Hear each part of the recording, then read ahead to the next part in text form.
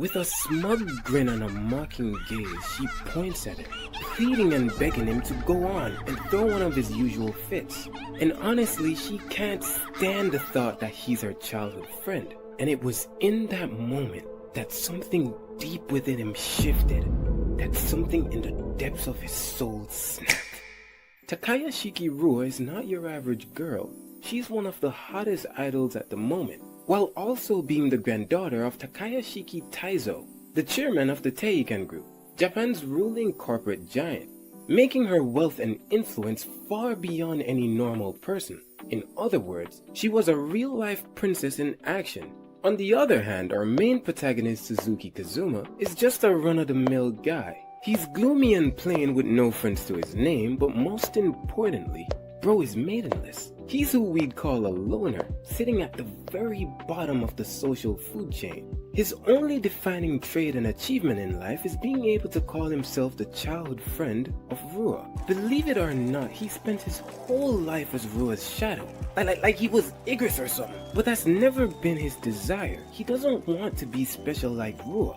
All he ever wanted was something simple, a real connection, friends, a girlfriend and a normal life. But he didn't just come to this conclusion suddenly, as he actually tried to express those feelings to her. But it took a turn for the worse. With venom dripping from her voice, she asked if he was stupid, that he should know his place like the worthless, gloomy loser that he is, as his only worth in life is being her childhood friend, nothing more and nothing less. That role alone used up all his life points, and he should get it through that tough skull of his, as her words ring through his ear that he should know his place. The words that she repeated to him all these years, they weighed on him like a burdening curse, but even then, he couldn't help but long for a normal life. It was then, in the spring of his first year in high school, that he sat by his desk at home, shortly after receiving a text message from Rua herself, requesting that he meets her at the station the next day at 3 p.m. Since Aya and some other friends had planned to go to karaoke, asking if he wanted to go. He figured that this Aya person must have been Hiragi Ayaka, the flashy girl from school who oddly enough he never spoke to. Confused, he wondered why him of all persons, and as if he were answering his thoughts, mentioned something he had said in relations to wanting friends, but most importantly, a girlfriend, further encouraging him that the best way to do that would be to join an elite group like theirs, encouraging him to take the first step. As his eyes glistened at the opportunity, he thought that this would finally be his chance to change, and he desperately wanted to. He dressed up the best he could and even went to the barber to get that sweet fade. It was finally the moment of truth, and right as he pulled the handle of the door, he thought to himself that to become a new him, in order to finally change. The room burst into laughter as they taunt him for actually showing up. How gross it was. They even mocked my boy's fade, mentioning how he smells like he just got out of the hair salon.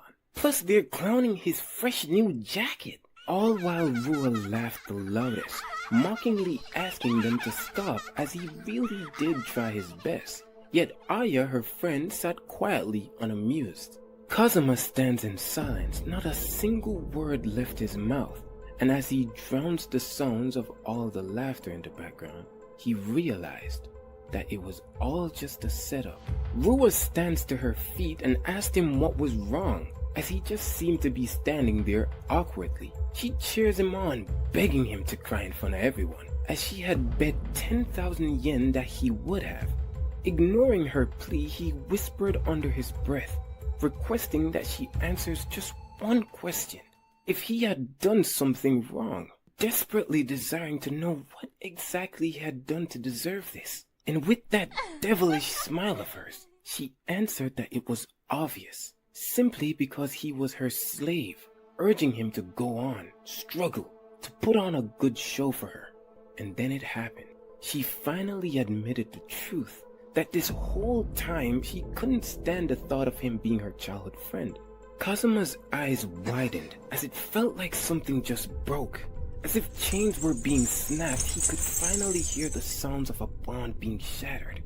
It was the last straw for him, and with those dead and soulless eyes, he looked right through her, mentioning that he felt the same, that they should cut ties, and she couldn't believe what she just heard.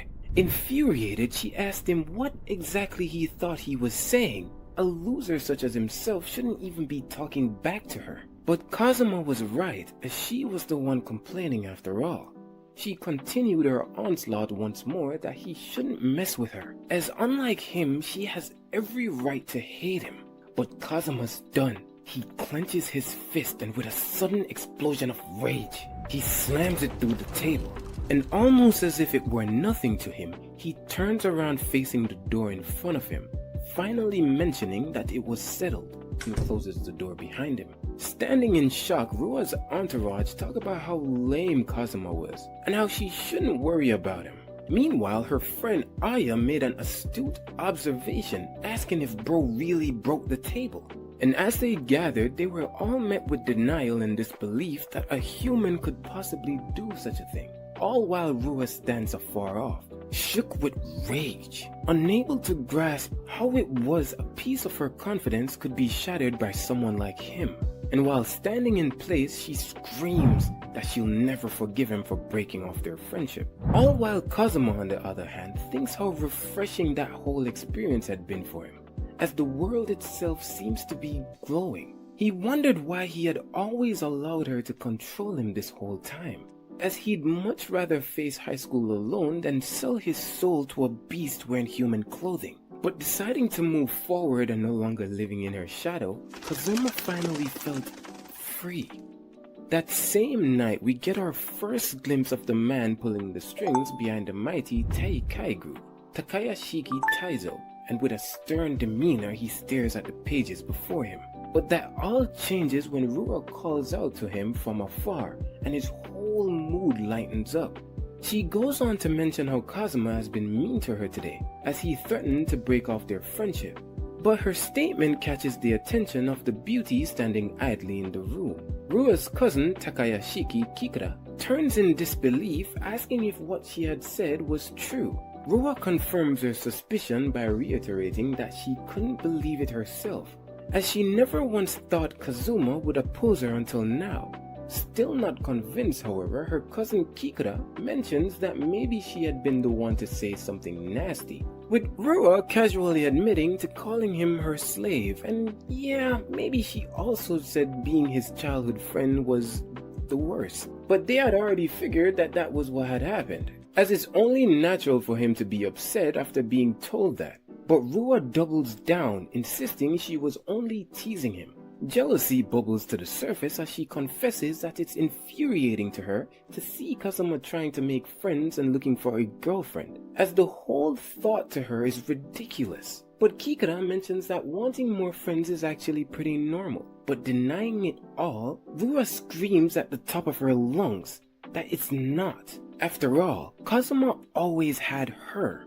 The world's cutest Rua is always by his side, yet just the thought of him wanting to get close to another girl is unbelievable.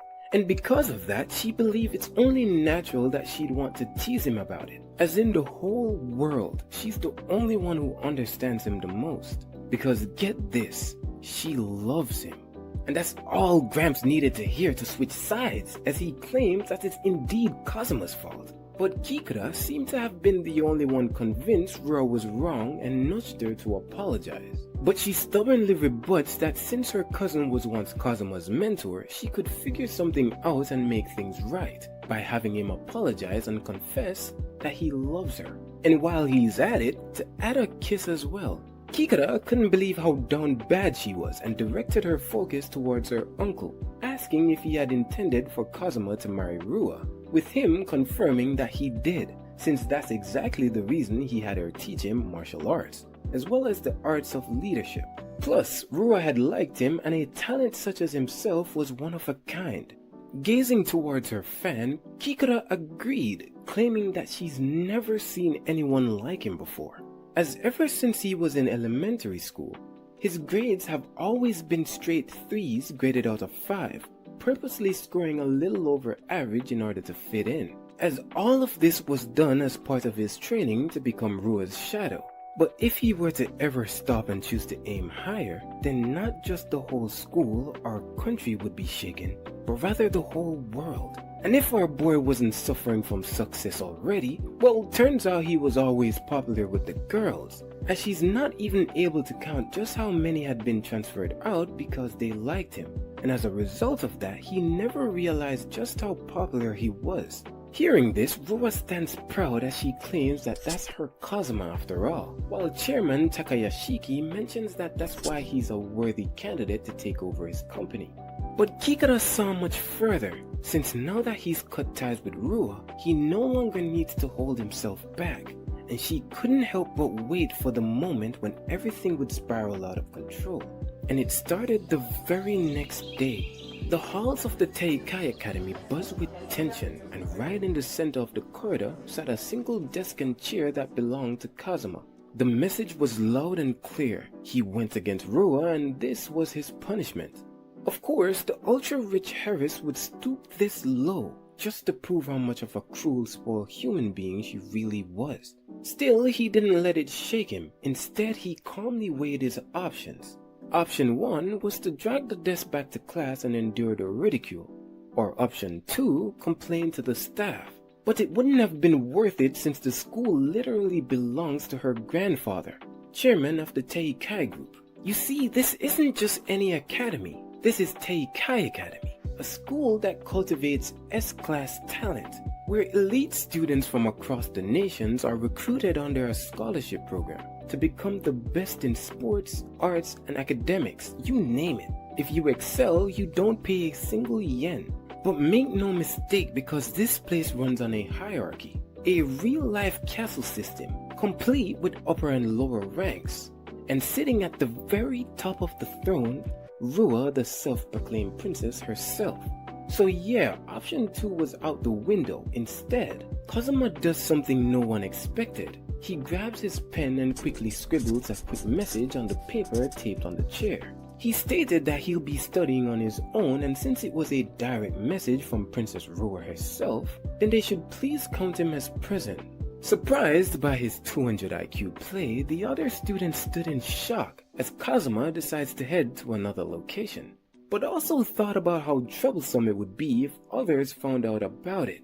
And upon his arrival, he reveals that it's an underground library that only he and a few others know about, as most students and some teachers are unaware that it even exists. But since he's a regular, the senior of the library committee lets him in sometimes. As he walks down the stairs towards the door, he thought about how he just killed time until classes were finished, thinking how he'd always wanted to live a normal life. But now that he's gone against Rua, he doesn't think he'll be able to make many friends or having a girlfriend for that matter.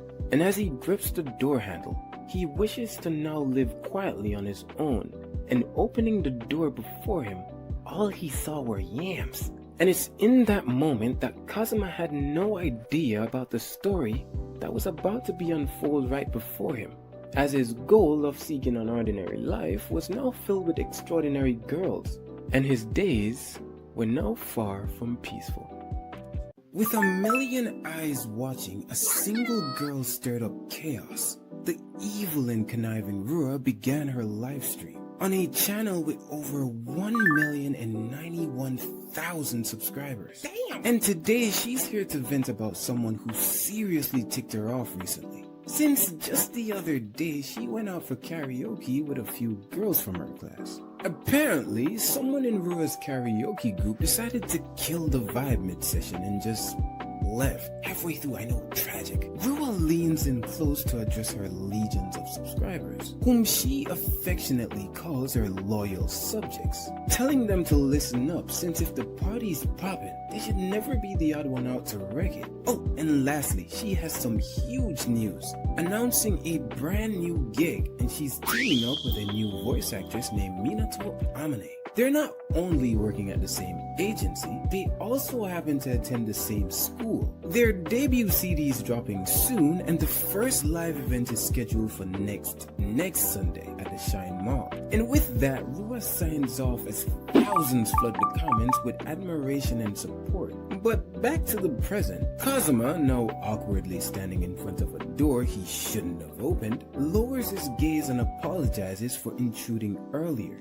The young lady inside, clearly startled moments ago, bows her head slightly, introducing herself as Amane Minato while also apologizing for raising her voice so much. But our boy, feeling guilty for barging in, admits that he should have not, asking if she too had heard about the secret spot from the head of the library committee. When she had answered yes, he figured he wasn't the only one and decided to wait outside, giving Amane the opportunity to change. A few minutes later, Amane opens the door and gently invites him back in, still apologizing for the wait.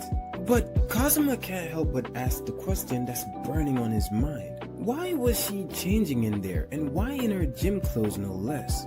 Amane explains that she was just looking for a quiet spot to rehearse her singing and dancing. And as it turns out, she's a voice actress preparing for a big upcoming event. That's when the realization hits him that she's from the entertainment world, just like Rua, another elite handpicked by the academy. He glances around and notices a oversized mirror Amane brought with her, clear evidence of her dedication. But it also made him curious because why wasn't she in class? Amane's eyes dropped since this morning when she arrived at school, she found her desk and chair in the hallway, accompanied by a sign that read, "No seat for you." Kazuma freezes. He's heard this before. The setup, the humiliation, and suddenly her teary eyes from earlier makes perfect sense. Just then his phone buzzed with a new message. No, multiple messages. All from Rua. She's demanding to know where he is. Worse yet, she's asking if he saw her newest video. She might just reveal his name in her next live stream and let her fans hunt him down. Unless, of course, he brings his pathetic little desk back into class and beg. And just from the look in his eyes, you could just tell he was disgusted. Kazuma turned his attention back to Amane, but still puzzled. Since if she was really one of Teikai's special scholarship students, then why was she going through all this effort? But even though Amane is a voice actress, she's far from popular. And according to her, she knows exactly why. It's her face and her voice. But you already know my boy couldn't let her talk like that. He had to dig deep in his wrist bag. Mentioning that he isn't able to see her face properly because of all her bangs, but he thinks her voice is pretty cute. And just look at her. Look at her face, bro. He got her out here blushing. But to her, it's absolutely not true. Since there are a ton of other people out there with better voices, and compared to Rua Takayashiki, she's nothing. But even so, someone like her ended up forming a unit with Rua, which might just explain the harassment she's been getting lately. During Rua's live stream yesterday, Amane got hit with a flood of comments, stuff like, if Rua teams up with someone like that, then her reputation's doomed. Harsh words from Rua's fans, but hey, pigs do attract pigs. But it begs the question, why is she even deciding to team up with that pig anyway? And she couldn't believe what she just heard, warning him that he can't just be calling her that. Since if someone heard him bad-mouthing Rua at school, it would be bad news. But since it's just the two of them, bro's allowing his intrusive thoughts to run wild. Amane confesses that it wasn't her decision to make in the first place, but rather the agency. Since she's seen as plain and gloomy, they thought she'd make the perfect supporting role behind Rua's spotlight. Cruel, yeah, but that's just Teikai music for you. They do anything to push Rua, and my god, bro, how many company do these people own? Kazuma doesn't doubt that the whole desk and chair situation was Rua's idea, and even though it was the agency's plan to pair the two, Rua probably can't stand the thought of being paired with someone beneath her. And before he could even complete his thought, she stopped him.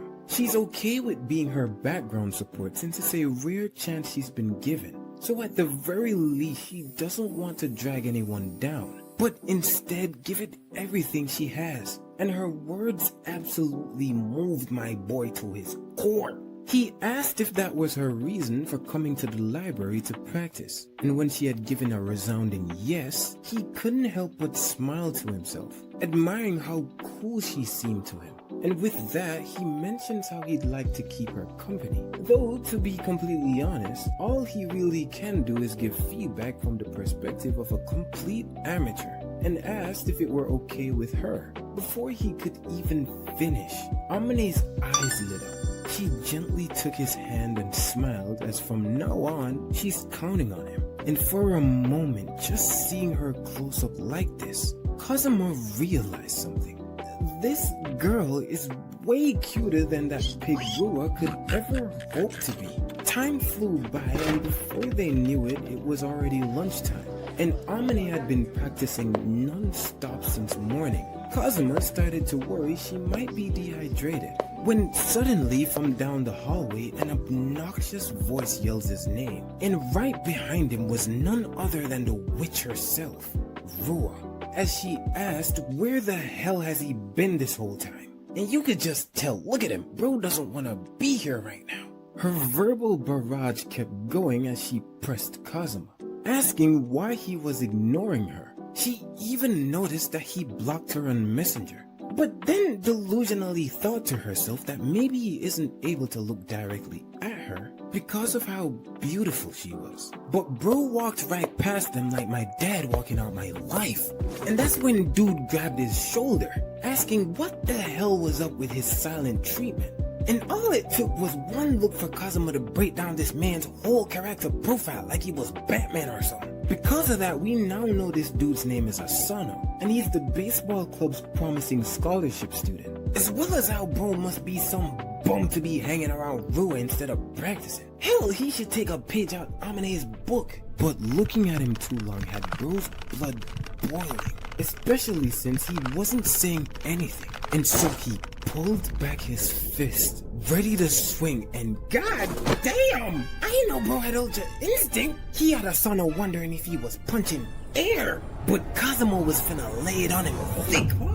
He was staring death itself in the eyes, but he was too baffled because when did he get behind him? And now he's looking like a clown because he missed. They wondering if he weak or something. And hell, Kazuma wanted to have some fun too, asking bro if he's out of shape or something. And just as he was about to try again, Rua stopped him right in his tracks, since the only one allowed to seriously mess with Kazuma is her, and they only get a chance to if she gives them permission. Otherwise, no one should be laying a finger on him, and he should know his place. And just like that, the whole corridor went silent. Kazuma finally looked at her for the first time in their entire exchange, and you could just tell she's been waiting on this all day. But instead of reacting how she hoped, he called her out, asking if she really thought she did something cool just now, but instead decided to set things straight himself by declaring that absolutely no one was allowed to mess with him. Since he doesn't care who they are, he just wants them to leave him alone. Rua fell to her knees, eyes shimmering, heart pounding. She was gone. That line, that confidence, it hit her like a cupid with a bazooka. To her, Kazuma had never looked cooler. A whole week has passed and best girl Amane seems to be hard at work. But mid-practice, she spun too fast and nearly collapsed. That's when Kazuma swooped in, catching her just before she hit the floor. She apologizes since she keeps falling each time, but he reassures her not to worry about it, since he wouldn't want her getting hurt before the real thing. Starstruck, Amane couldn't help but think how amazing Kazuma was. He could be all the way across the room, but as soon as she trips, he's right there to catch her, but bro's just trying to play it off like he's not real life Bruce Wayne. But to her, it's not true, because ever since that day, he's been watching over her and encouraging her, not realizing how much it had helped her. And once again, she just wanted to thank him. And you could just tell from his expression, no one's ever said something like that to him before. But yet again, he tries to deny it. And almost as if nothing had happened, he turned his focus to her performance. Since wouldn't it be best to just walk back to center stage instead of doing a spin? As she always seems to lose her balance when she does. But to her, it just wouldn't look the best that way. So instead, Kazuma recommends jumping back in one move. Since if she used the strength in her knees, then she'll of course be able to casually flip in the freaking air. Like, is bro using backflips to get the huzz now? Like, what are you doing talking about C like this, bro? You better sit down. And of course, something like this is impossible for her, but most importantly, what the heck was that? And she's right, normal people can't do that. Also, bro's grades must be off the charts, but nah. Because ever since he was in elementary school, he's only scored above average. But changing the topic once more, Kazuma thought about how her posture seemed a bit off. But no matter how hard she tries, she's never been able to fix her slouch. And as usual, bro's putting that brain of his to good use, mentioning that maybe she should take advantage of that slouch of hers, mimicking something cute like a purring cat. And she just went along with it, giving him all the right poses and angles, and he can hardly handle all that cuteness. And it seems that somehow, it's finally clicking for her.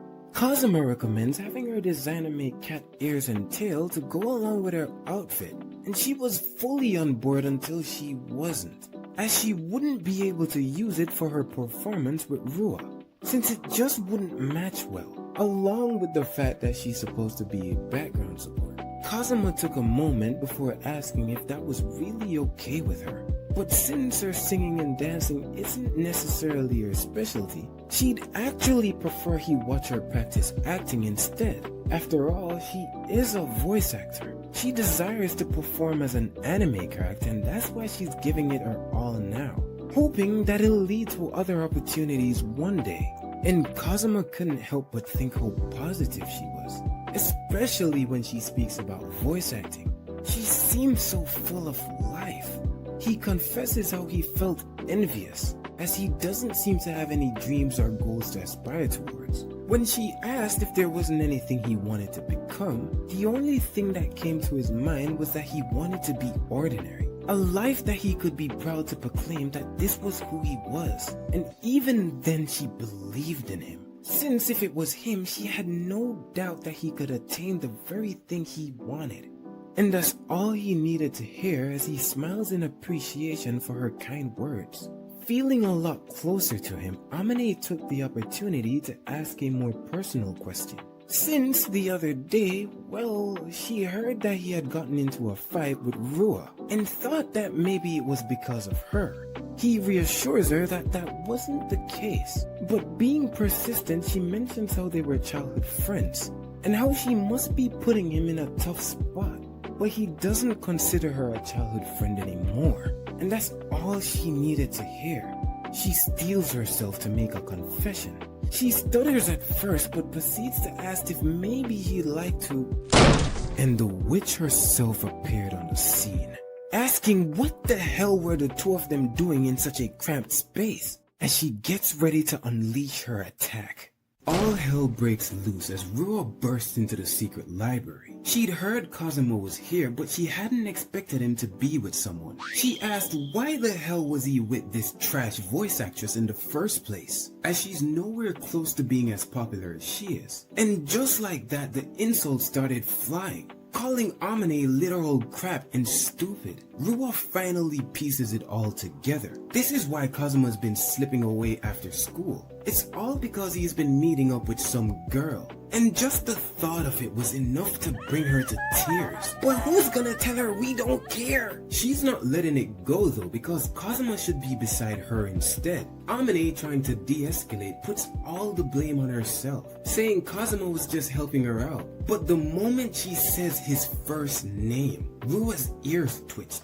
She storms over, grabs Amane by the collar, and pulls her close. Because who the hell gave her permission to call him by his first name? Instead, she orders her to know her place and call him Suzuki instead. As getting close to Kazuma? Well, to her, she's a million years too soon. She even went as far as to bet that beneath those bangs of hers, she'd be ugly. But boy, was she wrong. Like, look at them eyes, bro. It's almost as if someone had gut punched her. She asked if she had shown Kazuma that cute face beneath her bangs, and immediately pulled out duct tape out of God knows where to slap those bangs back into place. But having enough, Kazuma called out to her, demanding that she cut it out. Since aren't the two of them supposed to be a part of some group? And though he might be right, Rua thinks she's just a supporting role anyway, so she can treat her however she wants. But Kazuma wasn't having it. That so-called sidekick of hers has been training every single day just to hold her own against Rua, so she shouldn't get in her way. But his actions only confuses Rua, since why was he taking Amane's side and they're clearly childhood friends? Kazuma thinks differently as he stands by those who work hard. He had to let her know again that they're not childhood friends. Bro, is you deaf? And she could just feel this man's bloodlust seeping through his skin. She struggles to get her words out at first, asking if he was still mad about the other day, as what she said was just a joke. And bro was confused. A joke? She low-key traumatized our boy. And how many people has she hurt with her so-called jokes? She's in high school, man. She needs to grow up and know the difference between what's okay and what's not. Like, she's the one who needs to know her place. And his words had her shaking in her boots. And without waiting for a response, Kazuma turns, walking right past her, signaling to Amane that they should leave. But turning to face him, she declares that she's way cuter than Amane, and there's no way she'd lose to some trash tier voice actress like her. And before she knew it, they were already out the door.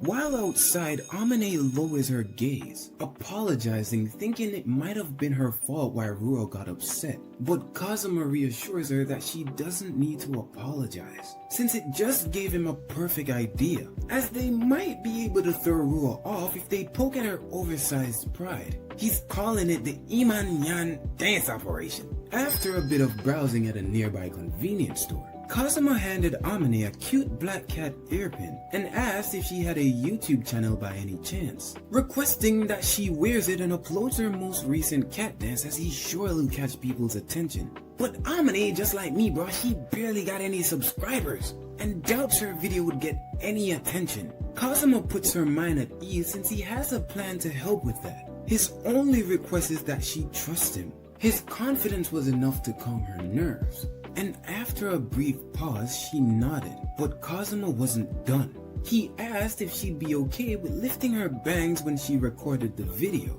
as she's seriously cute, but just the thought of other people looking at her face makes her anxious, and hiding behind her bangs help her to relax. Curious, Kazuma asked if her agency ever mentioned anything about it, but it also makes sense why they wouldn't, since her appearance suits the support role image they were going for. Kazuma, piecing things together, think that was probably their plan all along. They should have gone solo from the start, but as it turns out, that is the plan. After the upcoming event, the group is disbanding. Amane said it like it was no big deal, but Kazuma couldn't hide his disgust, thinking how showbiz must be dirty, while Amane thinks it's only natural since the agency is owned by Rua's grandfather. So of course they'd favor Rua more. Plus, when it comes on to popularity and beauty, she thinks Rua's way out her league. And because of that, she wonders if going up against someone with power and status as Rua, if it was really okay.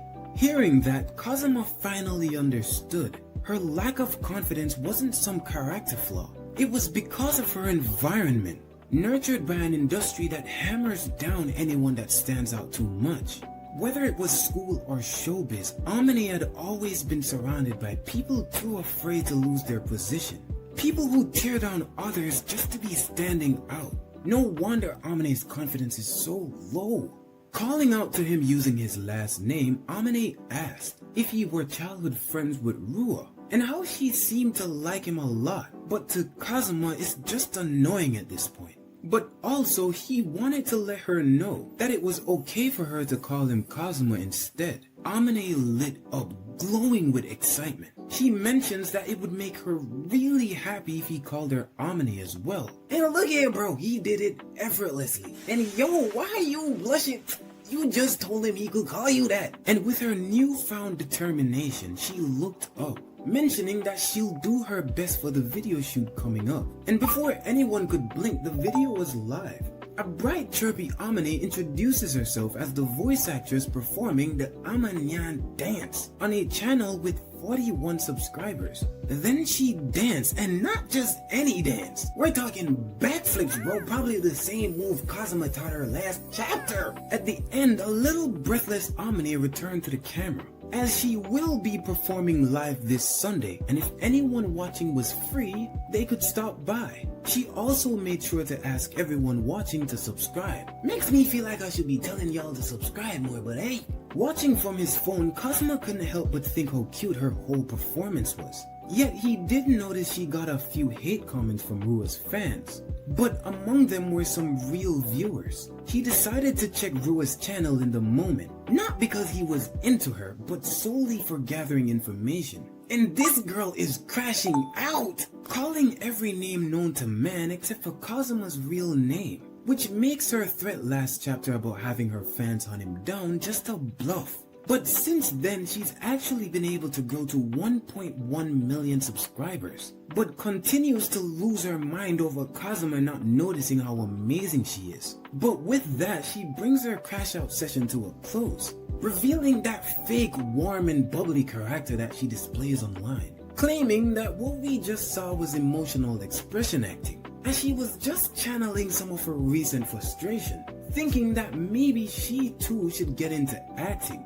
And with that, she signs off, leaving Kazuma to wonder what the hell did he just watch? But even then, he's more determined than ever, since if that's how she wants to play, then he'll crush her without holding back. Unfortunately for them, Rua's video racked up over 20,000 views in just 3 hours, while Amane on the other hand is only sitting at around 52 views in 2 hours. Still, the cuteness from Amane's video was really good in his opinion, which means all that's left is for people to see it, and Kazuma knew exactly how he was about to help her out. You see, before you lies the introvert Kazuma Suzuki, and though he's still gloomy and plain with no friends to his name, online it's a little bit different. Since in a certain mobile game that he plays, he's actually the vice leader of a pretty big clan. And all it took were a few days for Amane's video to hit over 500,000 views. She's surprised since it's only been 3 days, wondering what exactly did Kazuma do during that time. But for him, he claims he only helped spread the word around a little. But most importantly, if the video wasn't great, then it just wouldn't have gone viral. So it's really all thanks to Amane's hard work and talent that got her here. And just hearing that made her really happy. She even mentioned running into someone just then that told her that they were coming to her event. But Amane isn't the only one who's been promoting, since Rua has posters all over the place. But to Kazuma, all that's left is for Rua to take the bait. And boy did she latch onto his hook, because he reeled her right in. And of course, bro isn't at all surprised. Amane on the other hand seemed shocked that Rua's wearing cat ears. But getting straight to the point, Rua mentions that she saw their little video, but she's convinced that Amane has no chance of beating her, since this Sunday will be the cat ear showdown, letting everyone know exactly who's the cutest and most popular one around. But Kazuma already knew she'd go there. It was his plan last chapter after all, but he sees right through her. Just from the twitch at the corner of her lips, he knew she wasn't confident. And with everything in place, it was now time for Kazuma to unleash his attack. On the day of the event, Kazuma had made it early to show his support to Amane, but wondered why she was standing by another door when her dressing room was the other way. But apparently, Rua had instructed her manager to remove Amane, since she didn't want to breathe the same air as a nobody. So instead, she decided to camp out in a nearby storage room. But being optimistic, Kazuma thought that maybe this might be a good thing, since now they wouldn't be disturbed.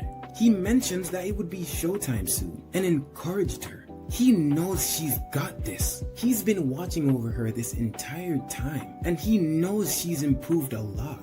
Not quite convinced though, Amane asked why he was willing to go so far for someone like her, since she's been wondering about it this whole time. But it seemed to be a lot simpler for Kazuma. He feels as if their school is suffocating, always favoring their scholarship students. He knows it happens everywhere, but the way the lower class students are treated is way too obvious. But if someone like Amane, who isn't a scholarship student, could shine, he really thinks it could open up a hole in the wall their school has built. But to be honest, it isn't his main reason, because ever since he saw how hard Amane was trying, he desperately wanted to cheer her on. And digging into his bag, he remembered that he wanted to give her a custom-made cat ear. He wanted to find something that would suit her and thought that maybe it would be best to just make it. Taking it in hand, she thanked him again, mentioning that it made her really happy, reassuring him that she'll do her best.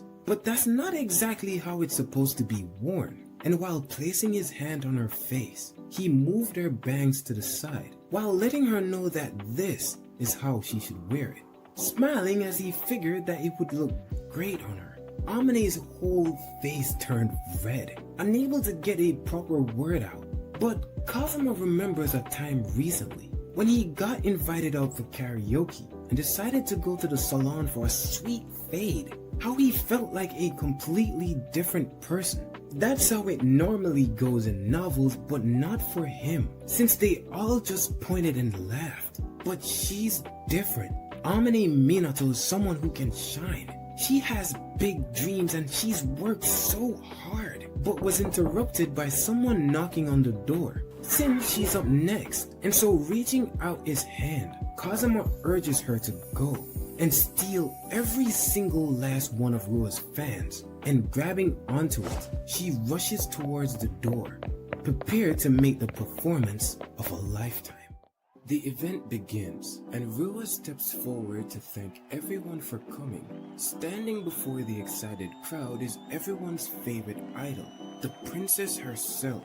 The audience buzzes with excitement, especially when they see Rua looking extra adorable with cat ears perched on her head. Today, she's here to debut her new unit, Princess Royale and the Happy Servant. But speaking of her happy servant, Rua realizes she's forgotten to introduce her partner, the one who'll actually be singing beside her today, Minato Amane. With a bright smile, Amane introduces herself and kindly asks the audience to support their new unit. Rua's eyes widen when she catches the murmurs rippling through the crowd. How cute they think Amane looks. She can't quite wrap her head around it. After all she did was push her bangs up a little. But none of that really matters, since when it comes on to singing and dancing, Rua believes she's clearly the superior idol. And if that's the case, it's time to get the show started with their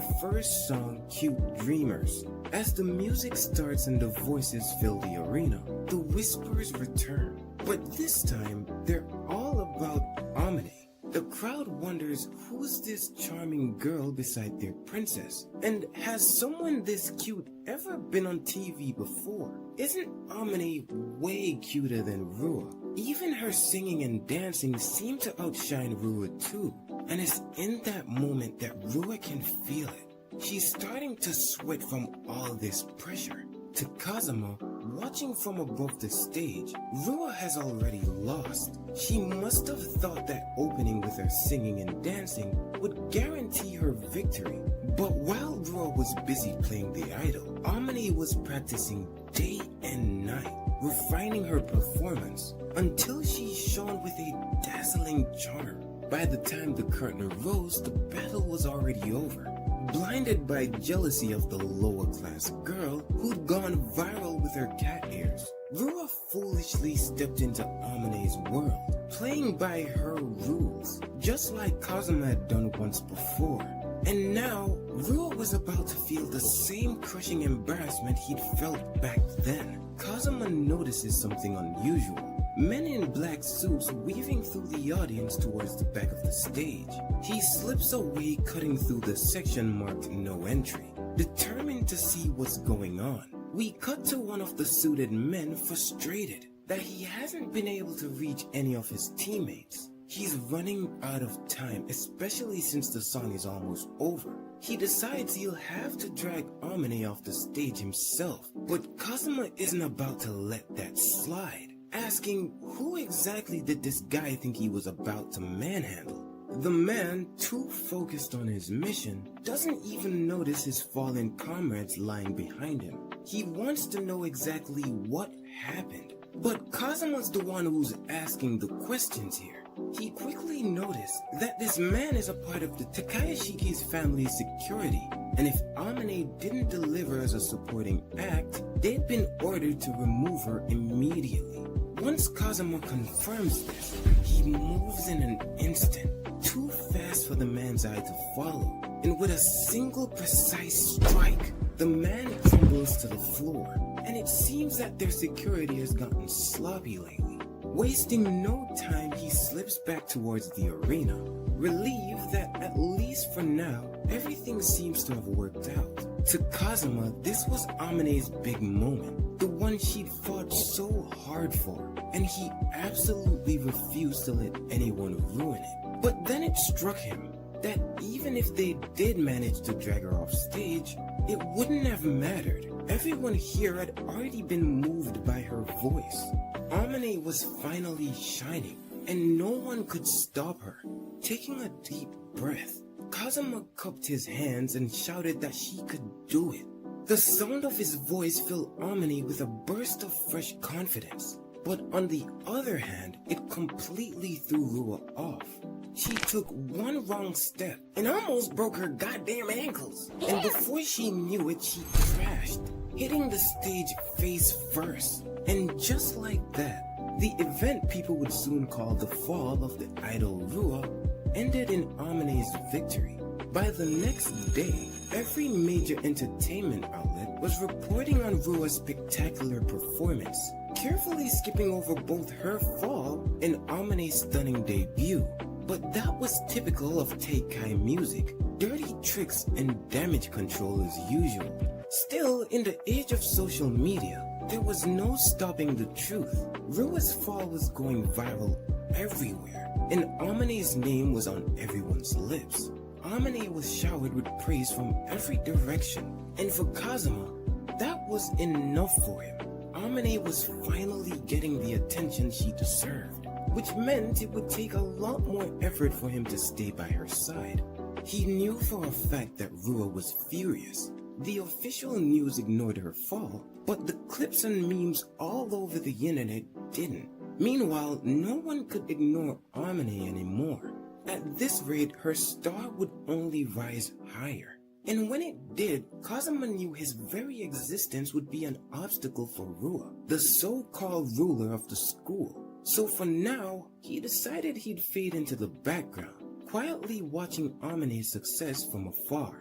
But just as he turned to leave, Amane's voice cut through the chatter. She weaved through the crowd until she finally caught up to him. She bows, greeting him good morning, but she wasn't done yet, because right after catching her breath, she asked if after school he'd help her with practicing again. Kazuma was confused since the event was already over, but Amane explained that she'd gotten a call for a new audition for a new anime. Another agency had reached out to her directly, and she thought about leaving Rua's agency to chase after her dream of becoming a voice actress. And this time, she wanted to practice with Kazuma by her side. Just as he opened his mouth to respond, Amane pressed a finger to his lips. She didn't want him to call her Amane anymore. From now on, she said softly, only he was allowed to call her Amenyan. The crowded hallway was filled with whispers, but before anyone else could react, Rua had broken her silence. Since how dare she do that to her mans? Kazuma noticed that ever since she'd pushed her bangs up, Amane really had changed. And maybe she was right. Maybe it was his fault. He'd been the one to give her this newfound confidence after all. And leaning in closer, Amane asked in a whisper, if he planned on taking responsibility. And that was the final blow. Rua could only watch as her man got snatched up right before her eyes, then fainted on the spot, while Asano somewhere in the crowd shouts that they should call an ambulance. After Amine's event concluded and June had arrived, she quickly rose to celebrity status, and sure enough, she was really busy every single day, having to balance both her new job and school. Even that small incident at the school entrance was enough to get people talking about her. As for Kazuma, well, he's the mysterious loner, who's somehow always surrounded by both Rua and Amine. At least, that's how everyone else sees him. But to him, that's fine, since he's finally living out his peaceful days. When suddenly, a few classmates' laughter nearby had caught his attention, as Asano tries to shoot his shot at Aya, claiming that if he could only date her, then he'd be ready to risk it all. But she's not buying it, since he's probably just saying that because he got rejected by Rua. And wasn't he saying a few months ago just how much he was in love with Amine? To her, he's too desperate to get a girlfriend, and at this rate, no one's gonna want him if he keeps it up. And while everyone teases him for being an open book, he claims that he actually really did mean it. After all, Aya's really pretty, a fashion leader, a top student, and the star of the dance club. So of course he'd actually want to date her. But all she did was laugh right to his face, as that's clearly a pickup line that he just used. Besides, she already has a boyfriend, and Asano damn near died from yet another rejection. It seems as if this was something everyone else knew though, as Aya's definitely the type of girl who isn't interested in guys who don't have a car or money. And our brother Asano's out here starving, like he needs this girl, claiming that he too has money, so he'd definitely be able to treat her to some tea. And that alone almost had her laughing in his face again, asking if he knew what it was she held in her hand. It was a new purse that had just been released this month, and her boyfriend had bought it for her without even asking for the price. So, if Asano had any plans to take his place, then he'd need to be able to at least buy tea 1,000 times. And that's when he noticed she was way out his budget, and finally decided to let it go, as she's all about her money and, well, looks too, of course. All while Kazuma sits across from them. They're known as the elite group, made up of top-performing students, but Aya was specifically known for her beauty and fame, and she clearly has no problem shouting at the top of her lungs too. But Kazuma couldn't help but notice that Aya just happened to be sitting on a desk that had belonged to someone else, and while taking a closer look, he noticed the young woman holding a book he had recently returned to the hidden library, and figured she must have borrowed it. Just that thought alone was able to make him really happy, as he's glad that it didn't stay there buried in dust forever. He knows it's a good book, and he could tell she really wanted to sit quickly to read it. And while taking a moment, Kazuma decided to approach Aya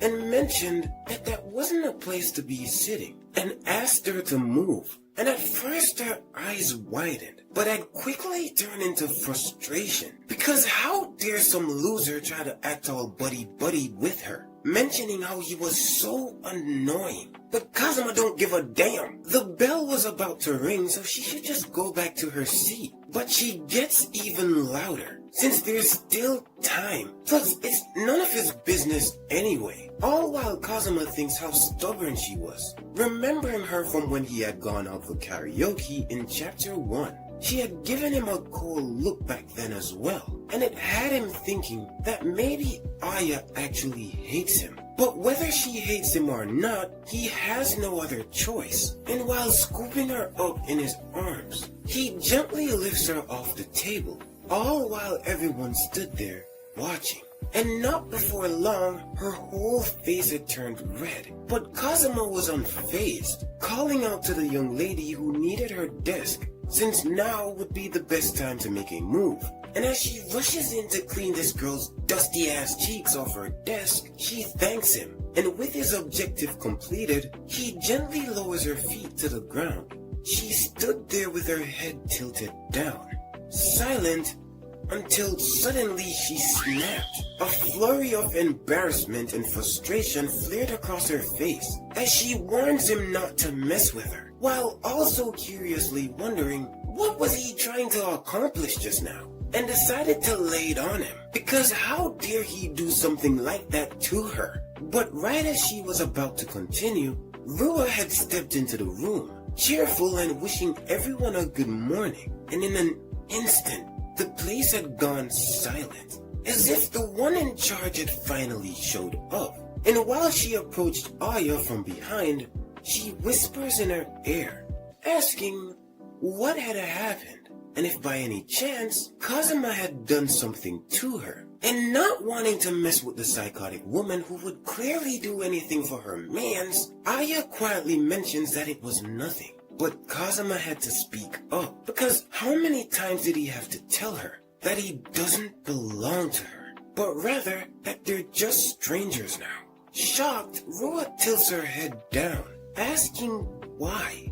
Why does he keep saying such cruel things to her? As back then too, he kept siding with that garbage-ass voice actress, even though she was clearly thinking of him the whole time. But for the last time he mentioned that he only sides with those who work hard, and not with some lazy, arrogant pig like herself, and walked right back over to his seat. And since he had cut ties with Rua, Kazuma could finally do the things he wanted to do as an ordinary high school student. And the first thing he thought about was finding his first part-time job. But he seems to be unsure of what jobs would even suit him. There is this new maid and butler cafe that has a pretty nice pay. And now that he thinks about it, back when he was in middle school, he was forced to live in Rua's family mansion, having to learn how to clean and serve in preparation for having him serve their family. Sure, his new job might be a bit further than he'd like, but if it's an actual cafe, then maybe he'd be able to put his experience to the test. And while inside the cafe, it didn't take long for him to be hired on the spot, and apparently he'll be starting next week. As Kazuma sat there, he was surprised it was that easy, but his employer mentions how his gesture had seemed polite, so she's absolutely thrilled he was able to come by. Sure, their space is not all that big, and as a result of that, there's usually only 2 people serving at the front, while she's normally in the kitchen. But he actually shouldn't worry, because there's actually a very dependable senior who he can rely on. Plus, they're very easy to work with. And as while he made his way to the back to meet his dependable senior, he hopes that they'd at least be nice. And right as he opened the door, introducing himself, the young lady in front of him couldn't believe it, dropping her broom in the process, as she's unable to believe that their new part-time worker is actually Kazuma. All while someplace else, Rua thinks back to what Kazuma had said, and while pasting images of them on the wall, she mentions that she finally understands it now, that he's been testing her love this whole time, as from here on out, she'll do her best. Her furious eyes darted in his direction as she calls out to him. She warns him not to tell anyone that she's doing this kind of job, wondering why of all people it had to be Kazuma. After all, she'll never acknowledge him as her junior. But while Kazuma averts his gaze and looks elsewhere, she calls out to him yet again, wanting to know if her secret would be safe with him. But desperate, she asked why he was so quiet, and when she couldn't take it anymore, she shouted that she knew working hard while dressed as a maid was a bit weird, and if he wanted to, he could just laugh already. But confused, Kazuma asked why, since there's nothing funny about a person working hard. And while she blushed uncontrollably, she exclaims that someone like her didn't actually do much, and she only really took the job because the pay was good. But from the looks of it, Kazuma noticed her cleaning was actually pretty thorough, as both the glasses behind the chandelier and underneath the chairs and tables were done really well. Not to mention the hard to see areas were actually pretty spotless. But yet again, she claimed that she didn't do it, that maybe some little kid did it instead. But if that was the case, then why is it that her hands look the way they do? Both her hands and knees are a bit dirty, and Kazuma wondered if maybe she had been kneeling down to wipe the stains on the floor with a cloth, and then shortly after went over it with a mop afterwards. How it was some amazing work she had done, and while she stared at him, she began to blush yet again, all while she grit her teeth, and shortly after shouted that he should just shut up already, and instructs him to go on and change his clothes before they open the cafe, since there's a lot she has to teach him before then.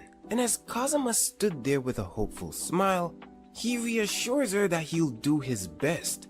It wasn't long after that the cafe was now open, and as Aya made her rounds, she began taking orders for meals, and shortly after approached the family apologizing, as it seems they were a bit packed for the day, and recommends that they take a look at the menu while she tries to sort out their seating arrangements, and hands them back their change with a warm and welcoming smile. Surprisingly, Aya's completely different from how she is at school. It also doesn't look as though she's putting up an act, but it looks as though she's actually happier here than she would be at school. But that's enough of assessing Aya, since Kazuma also needs to make sure he doesn't get in her way at all today. As the evening came and things began settling down at the cafe, Aya lies slumped over their counter, feeling exhausted. Curious, Kazuma asked if there were always this many customers during lunchtime, and apparently that seems to be the case, but it always calms down during the evenings and onward. And it's then that he wanted to ask if she was actually a part of the dance club, and how rough it must be for her to juggle work and school. But springing up from the counter, she confesses with a smile that she wouldn't mess up, since she's a genius after all. But now it was her turn to ask a question. She wondered if maybe this was his first part-time job, although she wasn't able to tell because of how quickly he was moving. But all Kazuma really cares about is not getting in her way, but she insists that he hadn't at all. But in fact, she should actually be thanking him. But then quickly came to her senses and decided to put everything on hold, since she had been getting close with her enemy. But Kazuma doesn't even know why they're beefing, and it's simply because he cut ties with Rua, so it should have been obvious. And although that might be true, as for Aya and her friends, he actually holds no grudge against them. But what about that time he suddenly got angry during karaoke? How it must have been because he hated all her friends and herself as well. But again, he confessed that he didn't, and figured that it must have been because of that pig Rua why she still thinks that way. And when she finally realized it, she wanted to clarify if this pig he spoke of would be Rua. And it's true she used to follow her orders, but before she could even finish her thought, it didn't seem to matter to Kazuma anymore, since all that matters now was that he thought of her differently, genuinely respecting her. She's efficient and careful with her work, and that's why from now on, he'd like if she could teach him. And as she stood there in silence, she finally agreed to help him, as from this moment on, she would give her best, so he had better be ready. Grateful, he bowed before her, though a lingering question pressed on her mind about the man they had seen earlier.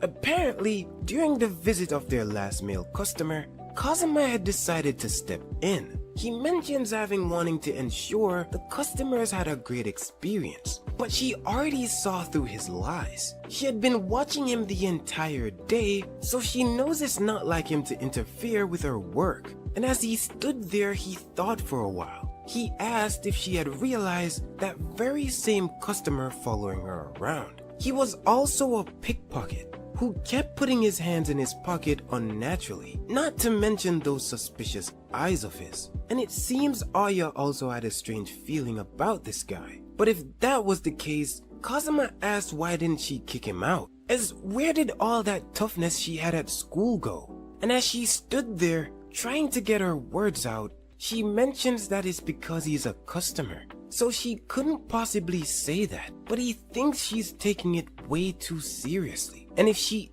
ever saw him again, she should let him know so he could take care of it. She whispers a heartfelt thank you under her breath. And as she came a little closer to him, she noticed how kind he was, but was interrupted when another customer had entered the store. And as Aya turns to welcome them, it was none other than Amane, cheerfully entering while calling out to Kazuma. She had heard he was working part-time and wanted to stop by. But then Amane noticed something, since that person standing beside Kazuma looks really familiar, almost as if she had seen them somewhere before. And Kazuma picked up immediately. Aya had completely frozen up, as it seems she really doesn't want other people from school finding about her job, and mentions that it's probably just Amane's imagination. Also, he asked if Aya didn't have something she wanted to do around the back, and she gladly took that excuse to get up out of there. As time went on, Kazuma places a cream soda down and apologizes for the wait, while Amane cheerfully thanks him for her order. She couldn't help but notice how beautiful the restaurant was. She had some important work to do today, and since she gets all her motivation from Kazuma, she asked her manager for some extra time. Like, sure, the cream soda's delicious, but she really just wanted to see her mans in a tuxedo. And with another bite, she couldn't help but mention how happy she was in the moment. And that's really all that Kazuma needed to hear. It seems as if her voice acting work had been going well, and apparently the 3 main voice actors had also been decided. But speaking of which, Amane asked if Rua had stopped by the cafe yet, but Kazuma actually hasn't told anyone about his new job. But still, it all just feels suspicious. Rua had been silent for about 2 weeks now, and it's definitely rare for such a famous person as herself to go on such a long break. Maybe she's actually plotting something, and Amane finds it all strange. Regardless, she warns Kazuma to please be careful, and shortly after noticed how late it had gotten. And as she stood to her feet, she ran over to Kazuma, leaping into his arms, hugging him tightly. And as he called out to her, she mentions being fully recharged and filled with energy, and made her way over towards the exit, thanking him for the meal. And it seems Amane had truly been shining brightly, breaking free of guilt and her old workplace. And it all just reminds her of that day he was able to take himself back. But just like Amane said, if Rua were to try something again, and if anything were to happen, he'd be ready. But hiding somewhere around the back while peeking in, Aya can't help but wonder what's going on. She asked herself what kind of relationship they could have, and that Minato Amane girl from her school, well, she's supposed to be a voice actress. Come to think of it, Aya does remember hearing some rumors that she was close friends with Kazuma, but she just hadn't believed it. But not only that, but they do really look good together, and she's sure Kazuma just doesn't think about her. As she sat there sad and alone on the floor, it seems like Kazuma really is a good guy after all. But now streaming on YouTube, Rua welcomes everyone for joining. Apparently, a close friend of hers told her recently that the most important thing is to try your best. She wanted to think about it seriously, so she reflected on it a lot, and then asked herself what she could possibly do to help the people around her. And that's when she realized she should be using her strength to speak up for others. So she told her grandfather about this great idea of hers, and he decided to lend a hand. And since her grandpa is now on board, starting tomorrow, she'll be going on a 2-week trip with him. But not only that, but she'll also be trying her best to be a good granddaughter, and decided that they should all work really hard together, and says her goodbyes by logging off for the day. It's been exactly a week since Kazuma started his part-time job, and god damn, bro is ripped. And while he's still changing, the door opened behind him, revealing Hiragi, who instantly turned red and began to scream, asking him why he chose to change here in the first place. But there's nothing else bro could do. There's only one changing room after all, but he's pretty much done changing anyway, so he really doesn't mind if she comes in. And it's while the two get settled that she randomly asked if he was okay. And well, it's just that his back is covered in scars. But Kazuma reassures her that sure it was bad before, but it's fine now. But actually, what she really meant to ask was in relation to his muscles, because bro again is jacked. And she straight up started glazing him, complimenting bro since when he wears his uniform, his physique really stands out. And she wants to know all the details, like if he's in a club and his workout routine. Or actually, maybe it's just because he's a guy. And as Kazuma stood there in silence for a moment, he mentioned that it's been a while, but he used to train a bit back in the day, but wanted to ask her if she was into half-naked bodies. And of course she is. She ain't never gonna admit it though, but hey, she exclaims that she's already seen stuff like that plenty of times. Not to mention her so-called boyfriend, who she's seen shirtless all the time. And that's when Kazuma remembered that he's speaking to someone with experience, since Hiragi is a so-called adult who knows about love and stuff after all. And as long as he remembered that, then it would be fine with her. And as he made the final touches to his uniform, he bowed before her, as once again, he'll be counting on her guidance again today. And that's all she needed to hear, as from now on, he should just follow her lead. But she wasn't able to hold her composure for much longer,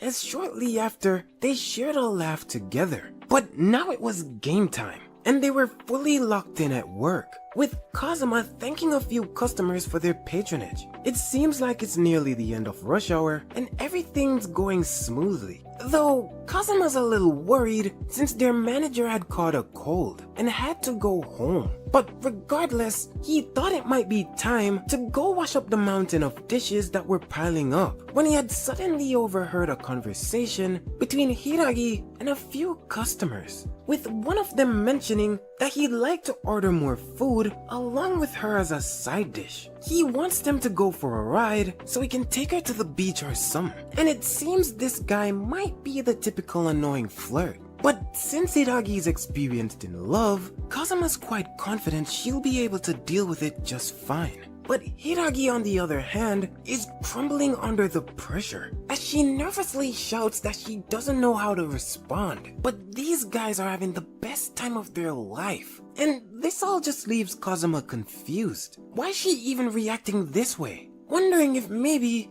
it's because they're customers. But as that said customer reached out his hand towards her, he mentioned wanting to take a peek, and placed his hand on the hem of her uniform, since maybe the reason she's wearing such a short skirt was because she wanted to show it off.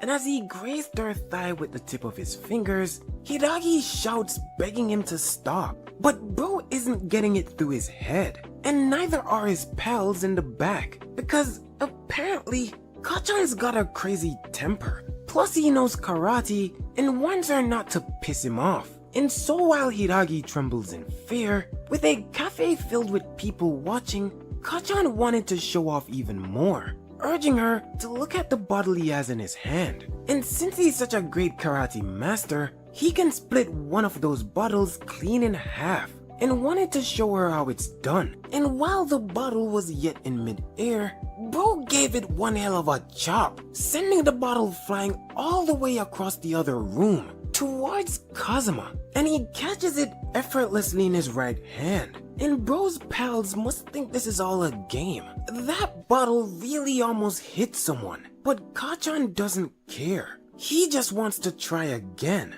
And so while directing his attention to Kazuma, he demands that he brings the bottle back over to him.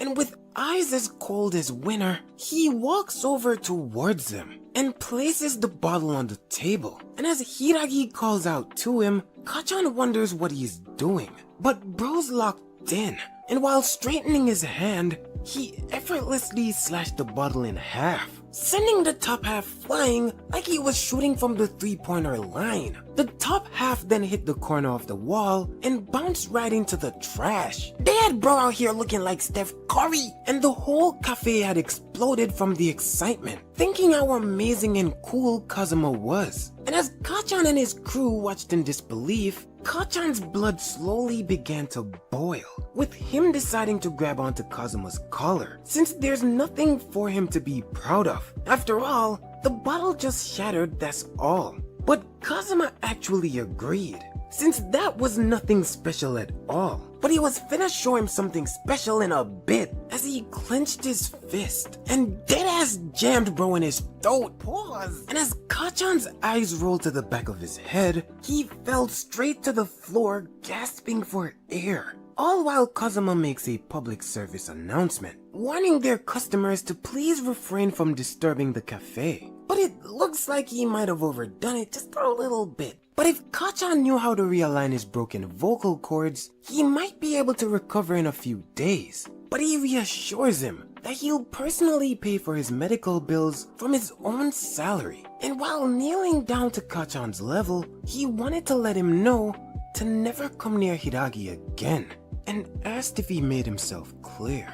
And big bro Kachan was spooked. He got up and dipped right out of there, and his crew followed behind him shortly after. And without wasting much time, he turned to ask if Hiragi was alright, while also reminding her that she did her best just now. But not before long, she spun around with tears welling up in her eyes, and planted her face in his chest. And once again, the cafe had an outburst, as they've never seen something so amazing. Apparently, Kachan and his crew had been causing trouble at this restaurant for a while now. And good for Hiragi, since she has such an amazing boyfriend. But she quickly tries to clear up that it's not like, Kazuma's her boyfriend or anything. But to be honest, they already knew, and just wanted to tease her a little. But on the other hand, there seemed to have been a customer that had gotten Kazuma's attention. And as the sun sets on yet another day, Kazuma wanted to ask once more if Hiragi was alright, since their regular customers might have gotten the wrong idea. But about that, Hiragi mentions that she's the one who should be apologizing for having him step in for her earlier. But Kazuma had already made it all the way towards the front door, mentioning that he'll be stepping out for a bit, since the customer who had stepped out just now seemed to have forgotten something. And before Hiragi could even respond, he had already closed the door behind him, leaving her to wonder why it is she's always like this, and why is it that she can never tell the truth about how she feels. And as night falls, Kazuma calls out to the customer that had just left, mentioning that he had forgotten something, and he recognized Kazuma right away as the waiter from earlier who was really nice. But while checking his bag, he knew for a fact he hadn't left anything, and wonders if maybe Kazuma had gotten the wrong person. But Kazuma insists he takes a look regardless. He noticed this chip had been stuck under table 8, and it seems to be a listening device. And as soon as bro saw the chip, he had to lock in, mentioning how that's pretty scary, how there's a bunch of dangerous people out there, so Kazuma should be careful. But Kazuma already has too many on his hands, especially since kicking out the 3 from earlier. And as the man stood before him tried to make light of the situation, Kazuma mentioned that at that time earlier today, everyone in the cafe was focused on the commotion at table 2, but he was the only one who was looking down. The man claimed he was just scared, since if he had met eyes with Kachan and his crew earlier, there's no telling what those guys would have done to him. But Kazuma thought otherwise, since the man standing before him was very composed. And he noticed when he had picked up the bottle, the man had calmly slipped his hand under the table. And while looking dead in his direction, Kazuma called him a fat rat. And as the man before him caught on, a nasty smile grew on his face. And he immediately dashed towards Kazuma with haste and punched straight in his direction. But Kazuma dashed right on past him, and before he knew it, it was already up for him, as Kazuma stood behind him with his arms wrapped around his neck, ready to play Pop Goes the Weasel, and he didn't expect anything less from the prodigy and the pride of the Takayashiki family. And so it seems like the 10 Arts wasn't just a rumor after all. Back at the cafe, Hiragi can't help but think just how cool Kazuma was today. And it's weird since he doesn't stand out much at school, yet he still manages to get a lot done, all while chasing away those guys from earlier. And she can't help but wonder who he is. Probably Batman at this point, to be honest. But one thing's for sure, and it's that he's always kind to her, and wonders if maybe she should finally tell him the truth, but only when the time feels right.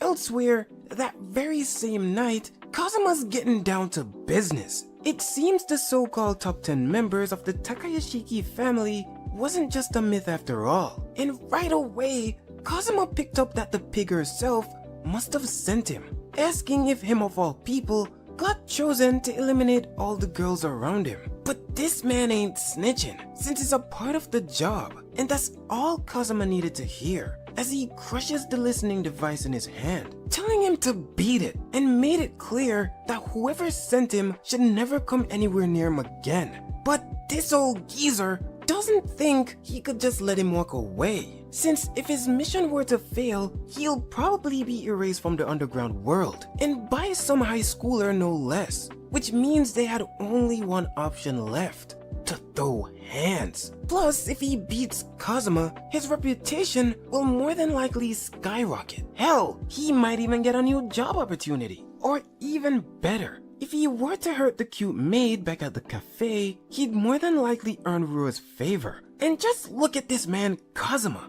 He's finna kill him! He dashes towards Kazuma, ready to swing his knife, but he effortlessly blocks it, swept his feet, and watched him fall as he landed on his head top. God damn. It's while he placed his knee in this man's throat that he mentions that this time he'll let him go, and warned him to leave the Takayashiki family, just like he did. It's when Kazuma had made it back to the cafe, he took his time to gather all the listening devices, and even he was surprised how many that guy was able to install. Regardless, he drops them all to the floor, crushing them with his feet, and luckily for him, he was able to find them all before Hiragi noticed. And speaking of Hiragi, she called out to him from behind, letting him know that the kitchen was all clean now. She asked if maybe he was done, and even though he wasn't, she couldn't help but notice how sparkling clean the whole place was. But deciding to shoot her shot, she asked if maybe they could have some tea together.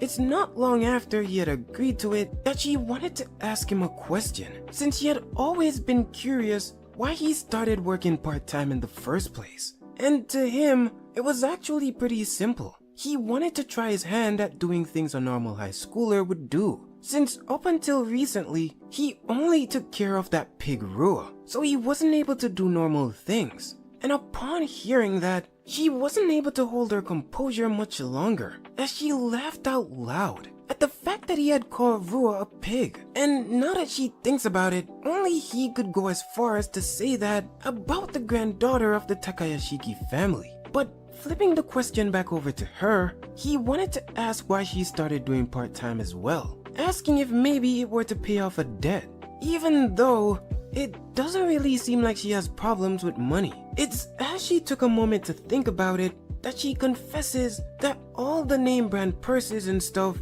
they were all fake, confessing that she probably got it off Temu or Etsy or something, that even a middle school allowance could buy all the things she had been flaunting. You see, the truth is, she's deadass broke as hell, and since her dad is no longer around, her family situation has gotten pretty bad, to the point she had to start working part-time just to help out with the living expenses. And even though she tends to show off, she found it hard to bring herself to say it, that she was just a normal girl. All that talk about having a boyfriend in university was a lie. Not to mention all the times she talked about being experienced was also a lie as well. Everything was just a lie. It made Kazuma ask her why she was telling him all of this, and it seems she doesn't even know why herself. but knows she wants him to listen to how she really feels. Since when she lies to him, it hurts her a lot.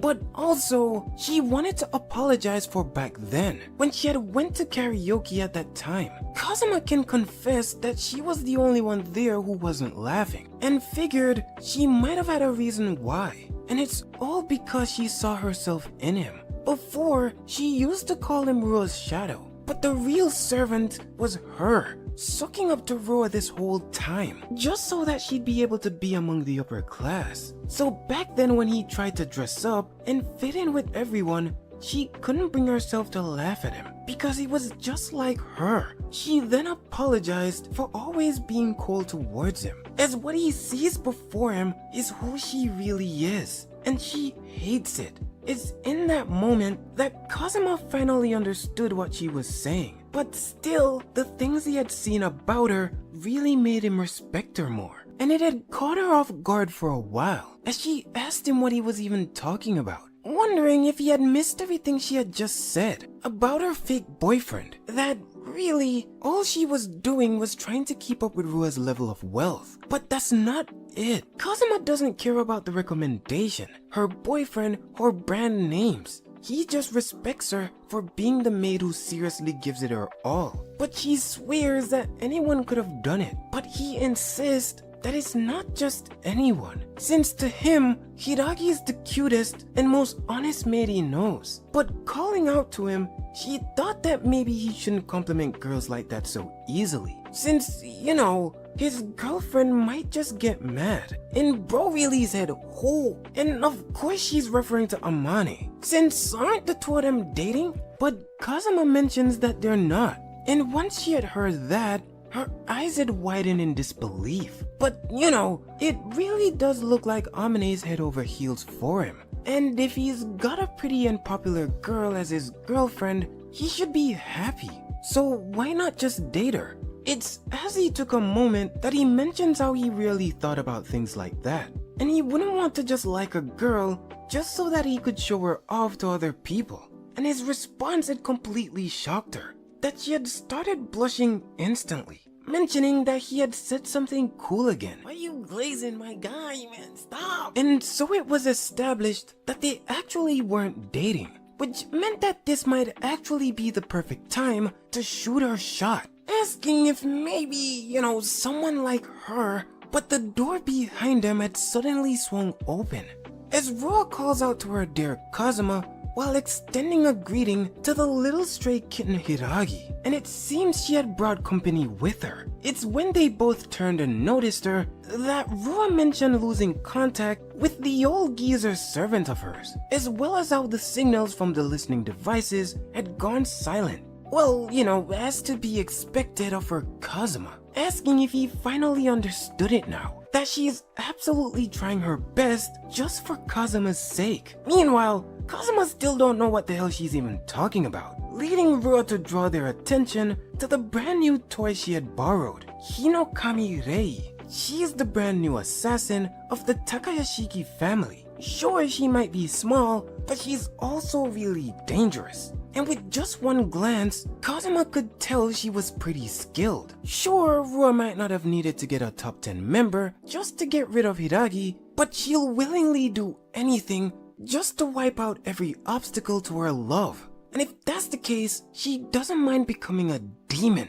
But little did she know, she was awakening the devil himself. But now she wanted to ask the worthless little nobody in front of her what she was doing with her Kazuma. Straight up had Hiragi spooked. Hiragi asked how she had even found this place.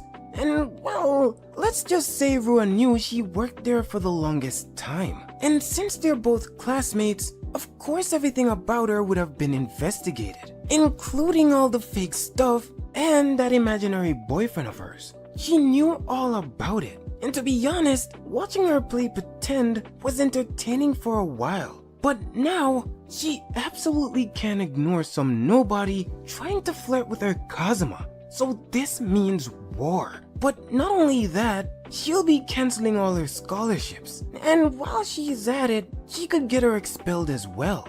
all this because she decided to take Kazuma for herself. And to think when they had went out for karaoke, she had looked at him with such cold eyes. So why was it that she was now fixated on him, straight up calling her a two-faced snake to her face? But Kazuma had enough, telling her to quit it, since it's all her fault. And he's not blaming Hiragi at all. But Rua snaps back, since this doesn't concern him, but rather this was a matter between women.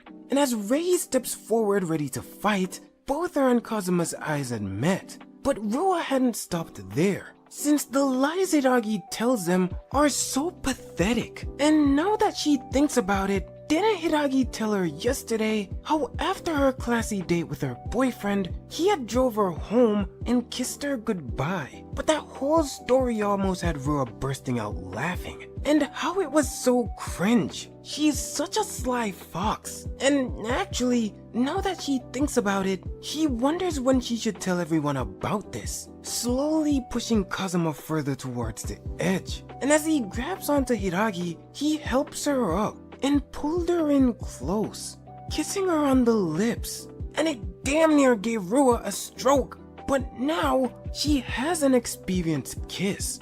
So I guess it's not a lie anymore. With that, the kiss was no longer a lie. And once the truth settled in, Rua prepared her killing machine Rei, instructing her to kill the girl standing across from her. And Rei was on that timing, responding that she understood, and dashed directly towards both Kazuma and Hiragi. But without wasting much time, he shoved Hiragi aside and shifted his stance, preparing to swing his leg towards her, landing a backward kick to her stomach, which she barely managed to block, and it had sent her flying all the way across the room until she finally landed on her feet and was once more face to face with Kazuma. Yet all this action had left Hiragi confused as to what the hell was going on. But Kazuma wasn't about to play around any longer, taunting her to come at him, eager to show her what a real elite could do. But shouting her name from a distance, Rua once again instructed her not to waste any more time on Kazuma, but instead to just target the girl. And as Rei took a moment to compose herself, she knelt down as she adjusted her boot and yet again dashed towards Hiragi. But this time, she chose to leap straight over Kazuma as a hidden blade appeared from under the sole of her boot, descending directly towards Hiragi. But acting swiftly yet again, Kazuma grabbed onto her leg, forcing her head to tilt towards the ground. And what do you know? It had actually been a concealed weapon. So with one hand grabbing her leg, he used the other to quickly slice the blade in half.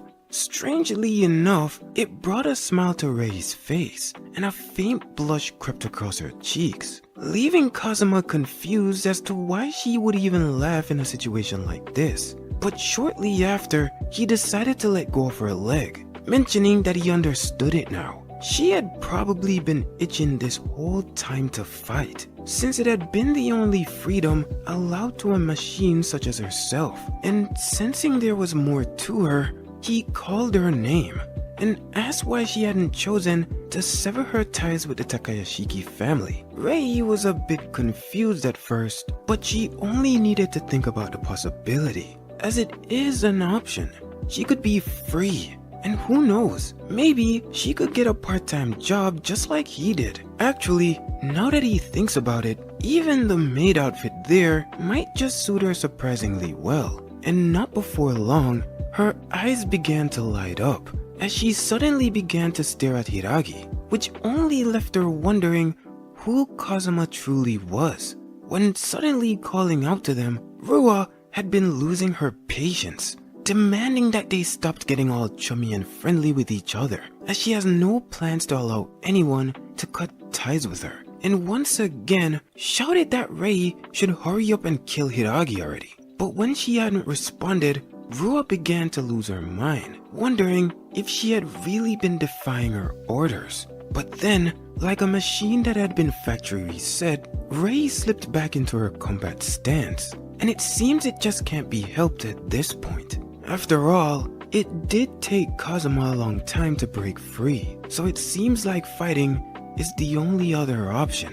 But suddenly, the cafe's door had swung open as Rua's cousin Kikuta from chapter 1 came in declaring that was enough, surprising even Kazuma himself, as he never expected his master to be there. But she only smiled his way, as it truly had been a long time since they've met, and immediately began apologizing as their princess seemed to have been causing trouble yet again. But Rua just doesn't see it that way, since Hiragi is the one at fault here. But even if that were true, demanding for that person to be killed might have been a bit too far. There are clearly too many problems with how Rua chose to handle the situation, as using both the Takayashiki family's resources along with Rei to do her bidding had gone a bit far, especially when her purpose for doing so was for protection. And at this rate, if her grandfather were to ever find out that those resources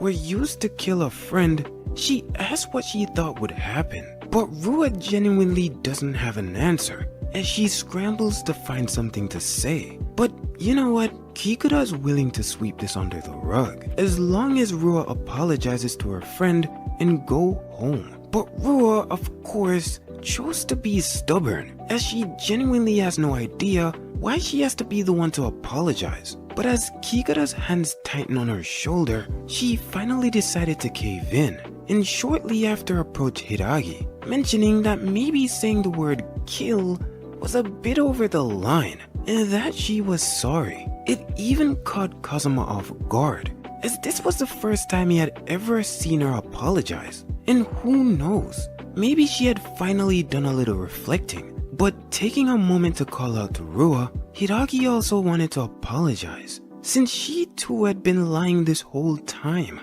and she was actually really sorry. But that apology only made Rua's ears twitch, causing her to suddenly spring forward, declaring that she was the one at fault and that getting close to Kazuma was absolutely unforgivable. And you know what?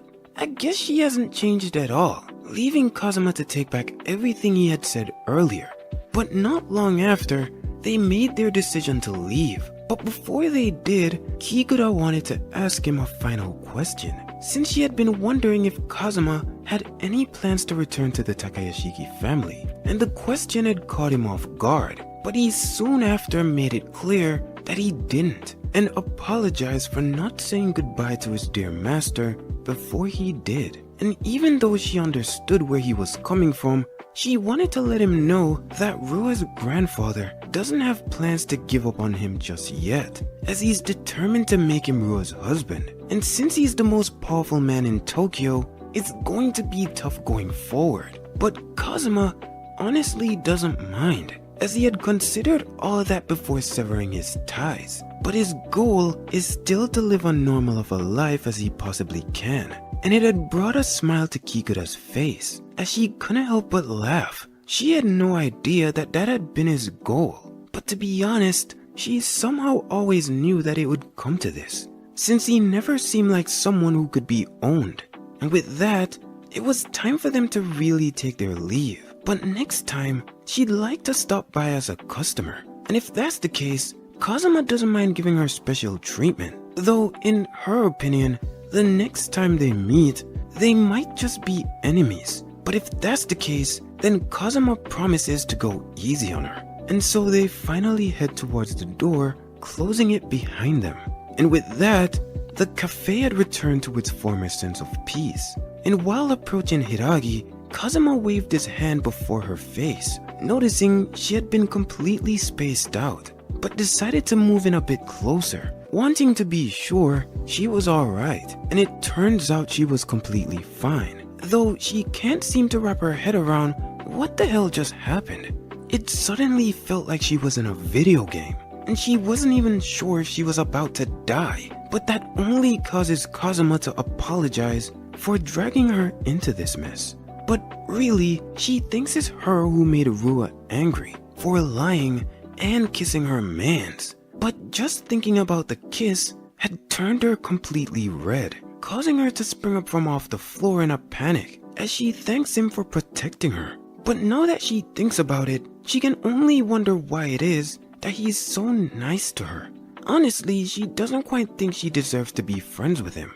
And as Kazuma gently looked back at her, he asked if they needed some special qualifications to be friends. And since he never had friends before, he doesn't actually know what's normal. But what he does know is that he respects her and wonders if that isn't enough of a reason to be friends. But the whole thing still doesn't sit with Hiragi. Instead, she requested that she at least do something to make it up to him. And if that's the case, he had a favor he wanted to ask. And well, it was simply that he wanted someone to go shopping with him for clothes.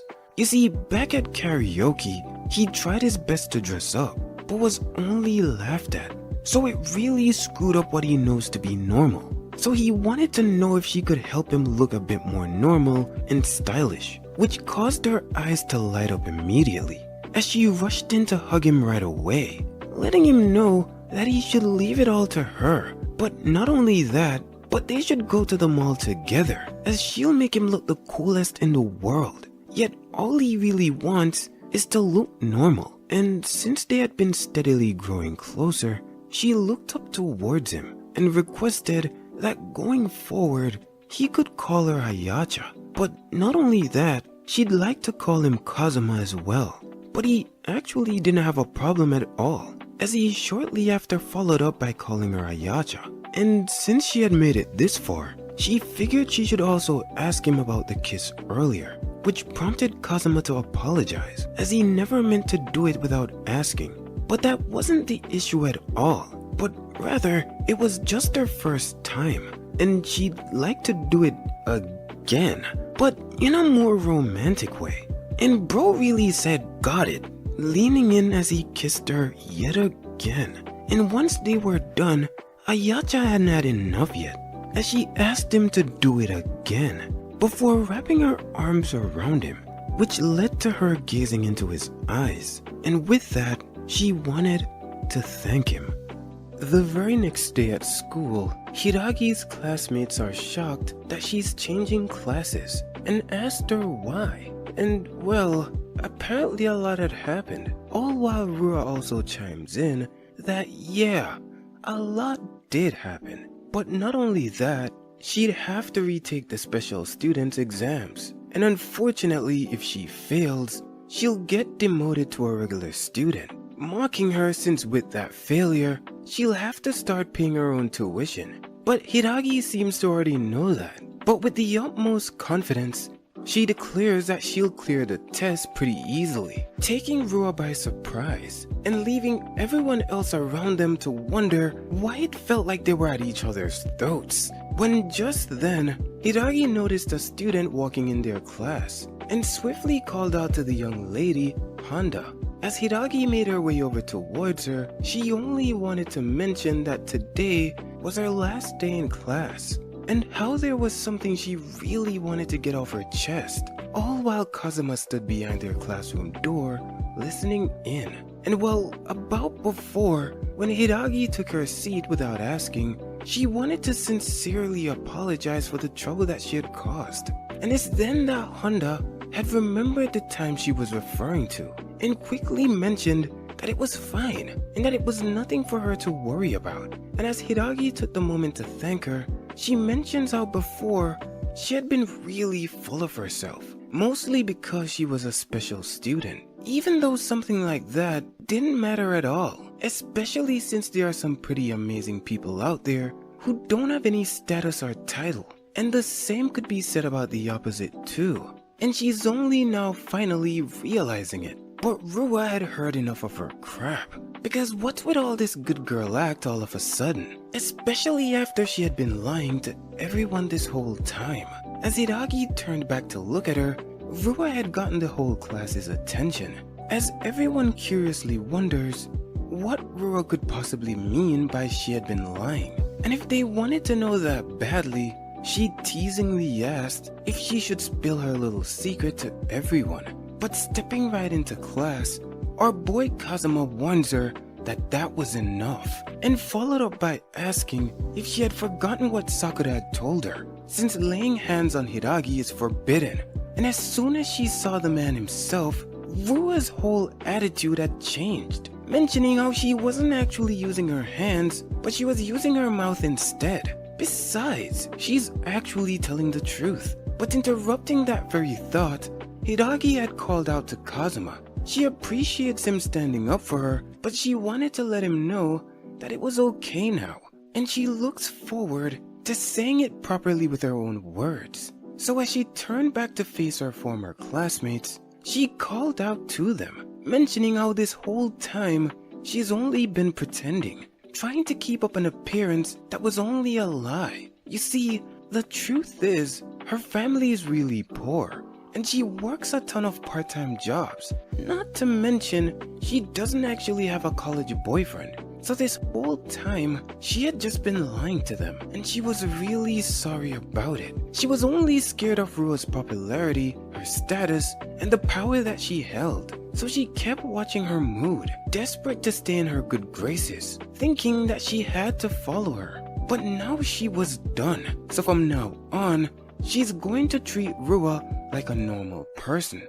Though she must admit, after giving it a lot of thought, Rua definitely gets spoiled way too much. And that's probably why she's so arrogant. And that alone was grounds for Rua to start crashing out. She wonders who the hell Hiragi thinks she's talking to. But she wasn't done yet, since above all, Rua needs a friend that she can actually be honest with, just like Hiragi. And it had shook Rua to her very core, that her eyes widened, leaving Kazuma himself in disbelief, as Hiragi really is amazing. To think that even after what Rua did to her, she's still trying to be friends with her again. How she really is earnest to the very end, a truly kind girl. But that wasn't all Hiragi wanted to mention, as she doesn't have any intentions of giving up on Kazuma either, leaving both Rua and Kazuma confused. Sure, they might be friends, but they're also rivals. And as she grabbed onto Kazuma's arm, pulling him closer, she wanted to let him know that he should brace himself too. And she kissed him on the cheek, declaring that she doesn't have any intentions of losing to Rua or Amane. And in that very same breath, the class erupted with excitement, as everyone wonders who the hell Kazuma really is. First Amane, and now he has Hiragi too. The only person who isn't amused is Rua, as she genuinely thinks she's going to kill her.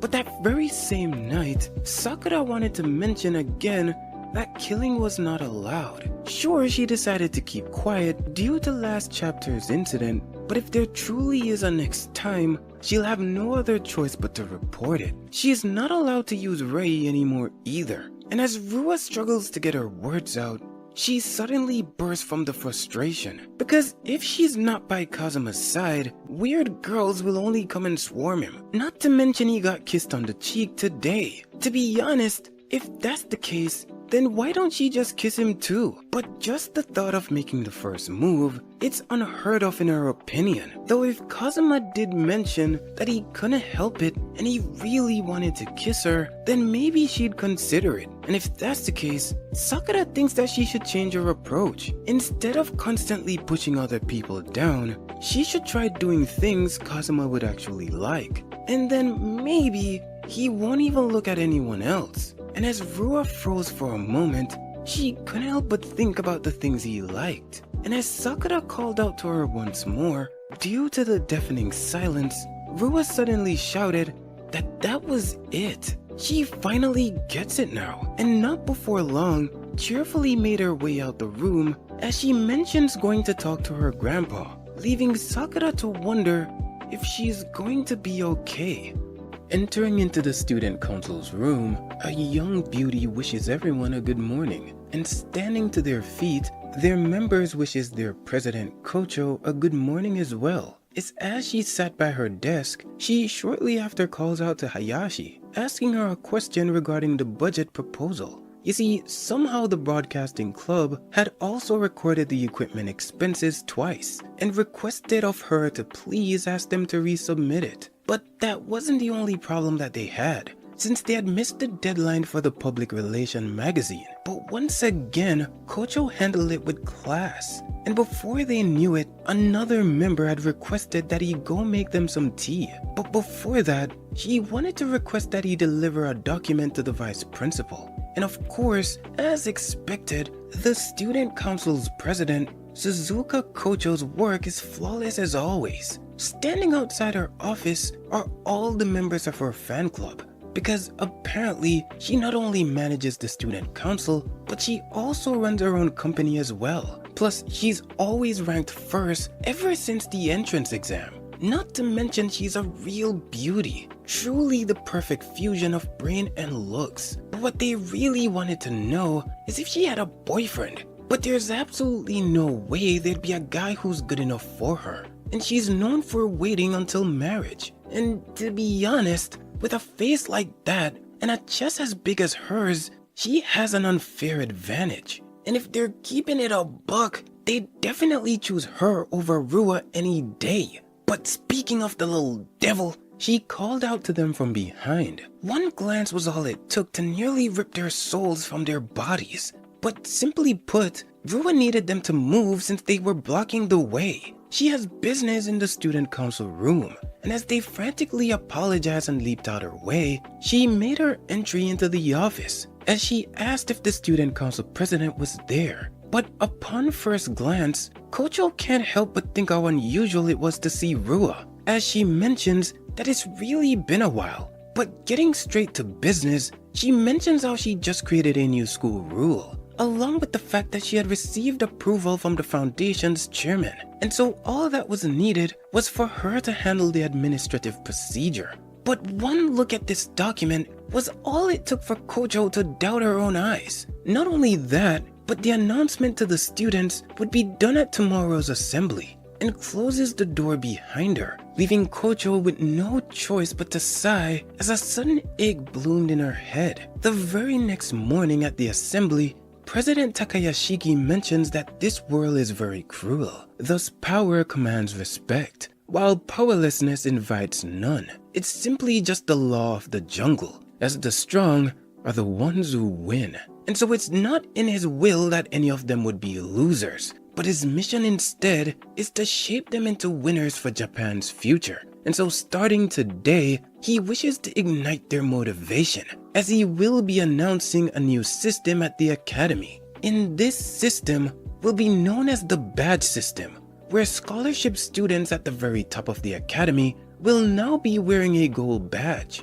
and the other general students will only be wearing a silver one. This news had brought a genuine shock to Kazuma's face, while on the other hand, the other students seemed genuinely curious, and so inviting a member of the student council onto the stage, he thought it would be best for them to explain further, introducing Rua Takayashiki. And so just as the foundation chairman said earlier, starting now, the scholarship students will be wearing a very special gold badge, and while on school grounds, they're obligated to wear this said badge. It's with this new system, her goal is for them to truly understand the pride and responsibility of being a scholarship student, believing that it will push them even further towards working harder. And for the general student, it should be a reminder that they should strive for excellence. So whether it's academic or extracurricular activities, she hopes for them all to do their best. And it's in that moment that each and every student had felt fired up,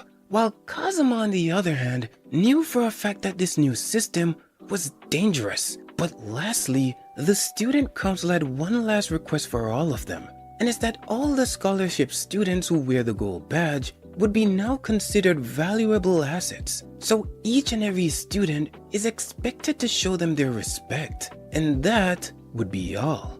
So while she made her way off stage and walked right past Kazuma, she couldn't resist the urge to wink at him. Meanwhile, these bozos' hearts are beating out of their chest, all while Kazuma's sick and tired of this woman.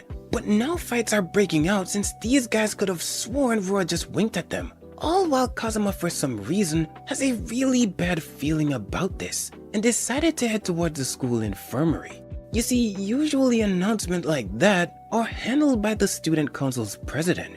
He doesn't think that there's any way someone as sharp as her would genuinely support a system like that. But upon sliding the door open, his eyes widened as Kocho now stood before him topless. Isn't this like the second time this is happening? And upon noticing that it was the president, he quickly turned away apologizing, mentioning that he'll step outside right away. But she stopped him, requesting that he now comes in and closes the door behind him and kindly asks that he face the other way. Kazuma, of course, reluctantly agrees, but she had something she wanted to confirm first, asking if by any chance he was Suzuki Kazuma from Class 1-1, catching even him off guard, as he shortly after asked how she knew that. And well, according to her, she has memorized every class and every student's name in this school, but the academy has over 1,000 students. So the fact that she is able to do this really makes her the perfect student council president. Once she was all done, she requested that he turns around, and without wasting any time, Kazuma went right ahead and apologized yet again. But the president genuinely thinks that he is not the one at fault here, since she had been the one who started changing her clothes without locking the door. But actually, now that she thinks about it, an apology just won't do, and she simply cannot allow him to leave, as being seen in only her underwear by a man before marriage could be considered the greatest failure of her life. So going forward, she'd need Kazuma to choose. Either he gets expelled from this school or gets engaged to her. And needless to say, he had no idea what the hell was going on, as he wondered to himself what President Kocho could even be talking about. But you see, if he were to be expelled from school right now, that would be serious trouble. And so if that's the case, it seems it would be an engagement after all. And so going forward, she kindly requested that Kazuma please take care of her starting now.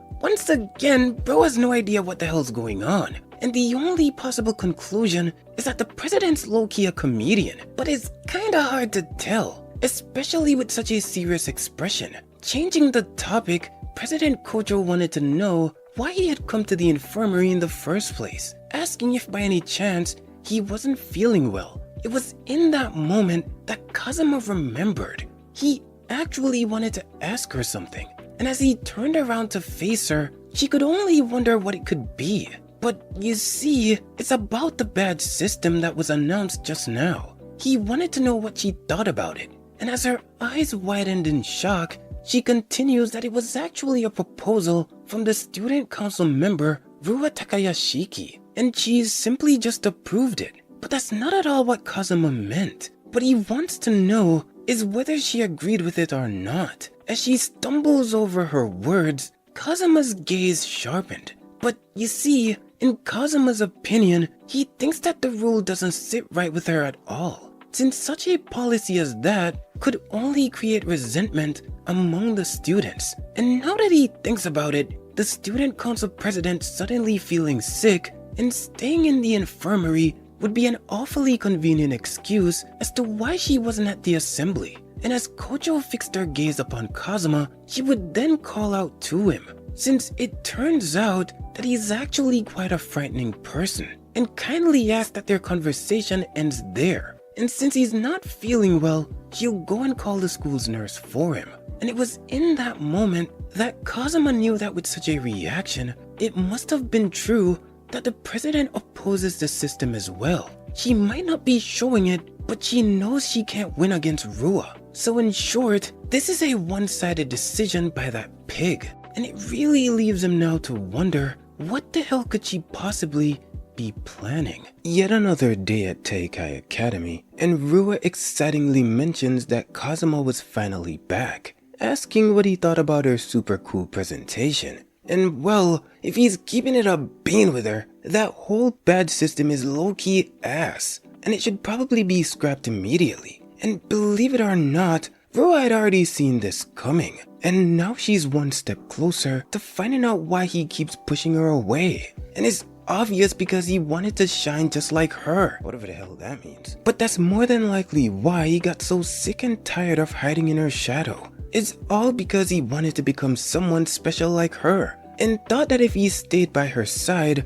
her brilliance would only bury his own, before turning towards him to ask if she had gotten it correct. But Once again, Bro is as lost as a thought mid-sentence. Yet Rua continues by apologizing, as she couldn't believe it took her this long to notice, even though they were childhood friends. And so she talked it over with both his master and her grandpa, and that's why she created the new badge system. And while digging further into her pocket, she pulled out his very own gold badge, as now he too can join the upper ranks. But he had only looked down at her with complete disgust, as he knocked the badge right out of her hand, having it fall right to the ground.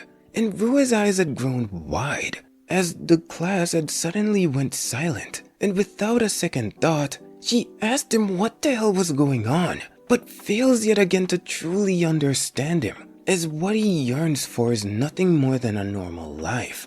So a badge that allows him to join the upper ranks is completely worthless, as he simply doesn't want that crap. Once more his words left her shaken, but she had yet to understand what he meant.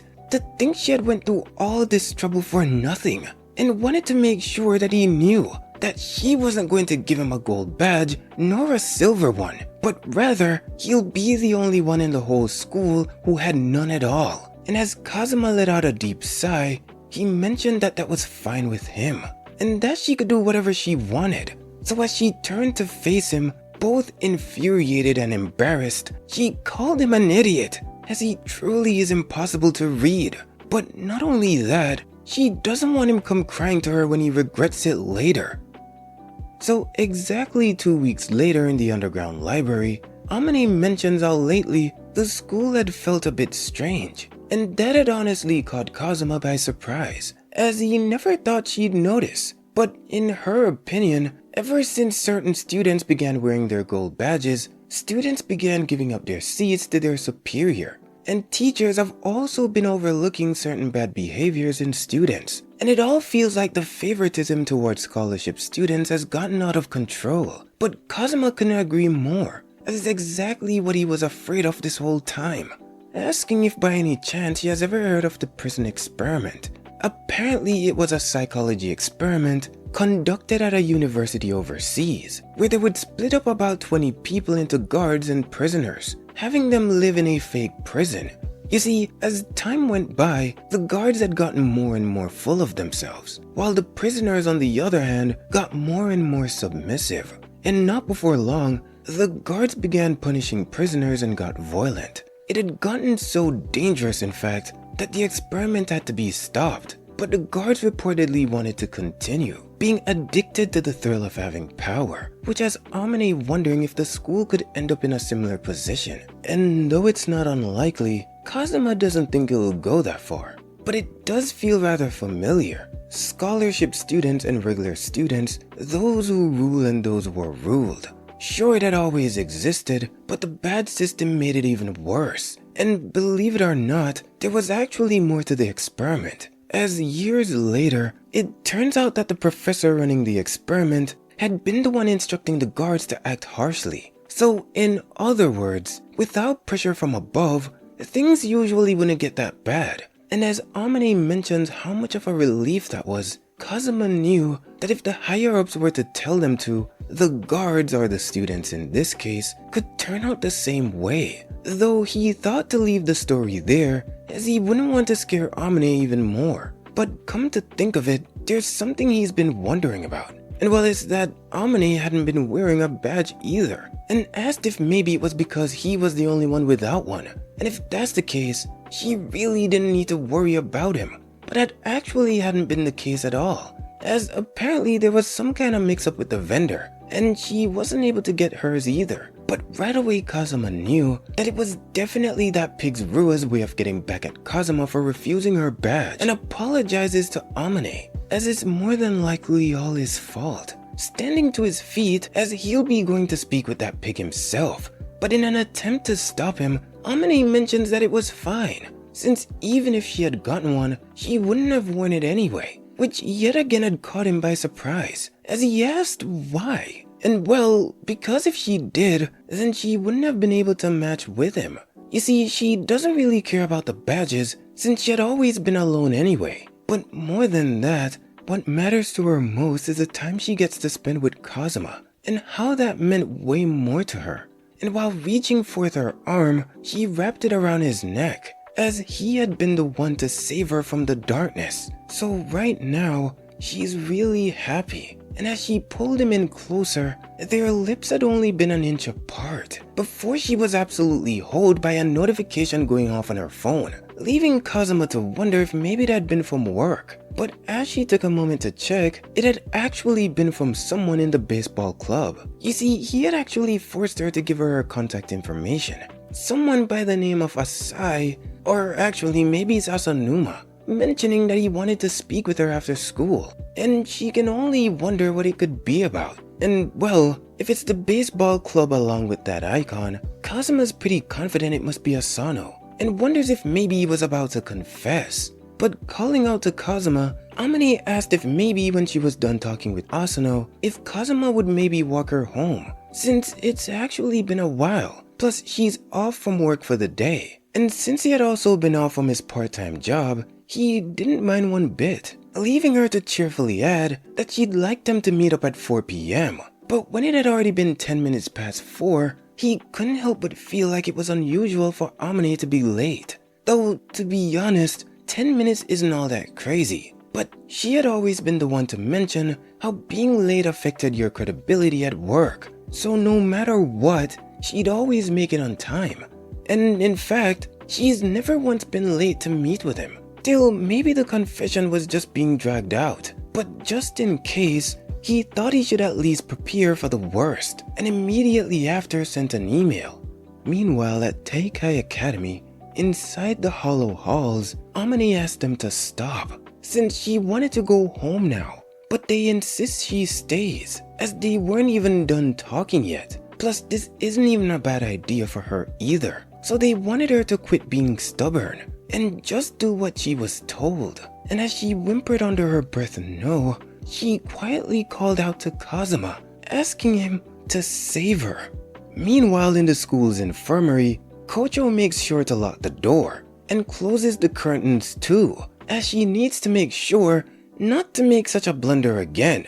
When just then, she received a notification on her laptop, and it had actually been addressed to the student council. But when she had taken a look, it had genuinely surprised her, as she wondered to herself exactly what it was Suzuki Kazuma could be trying to do.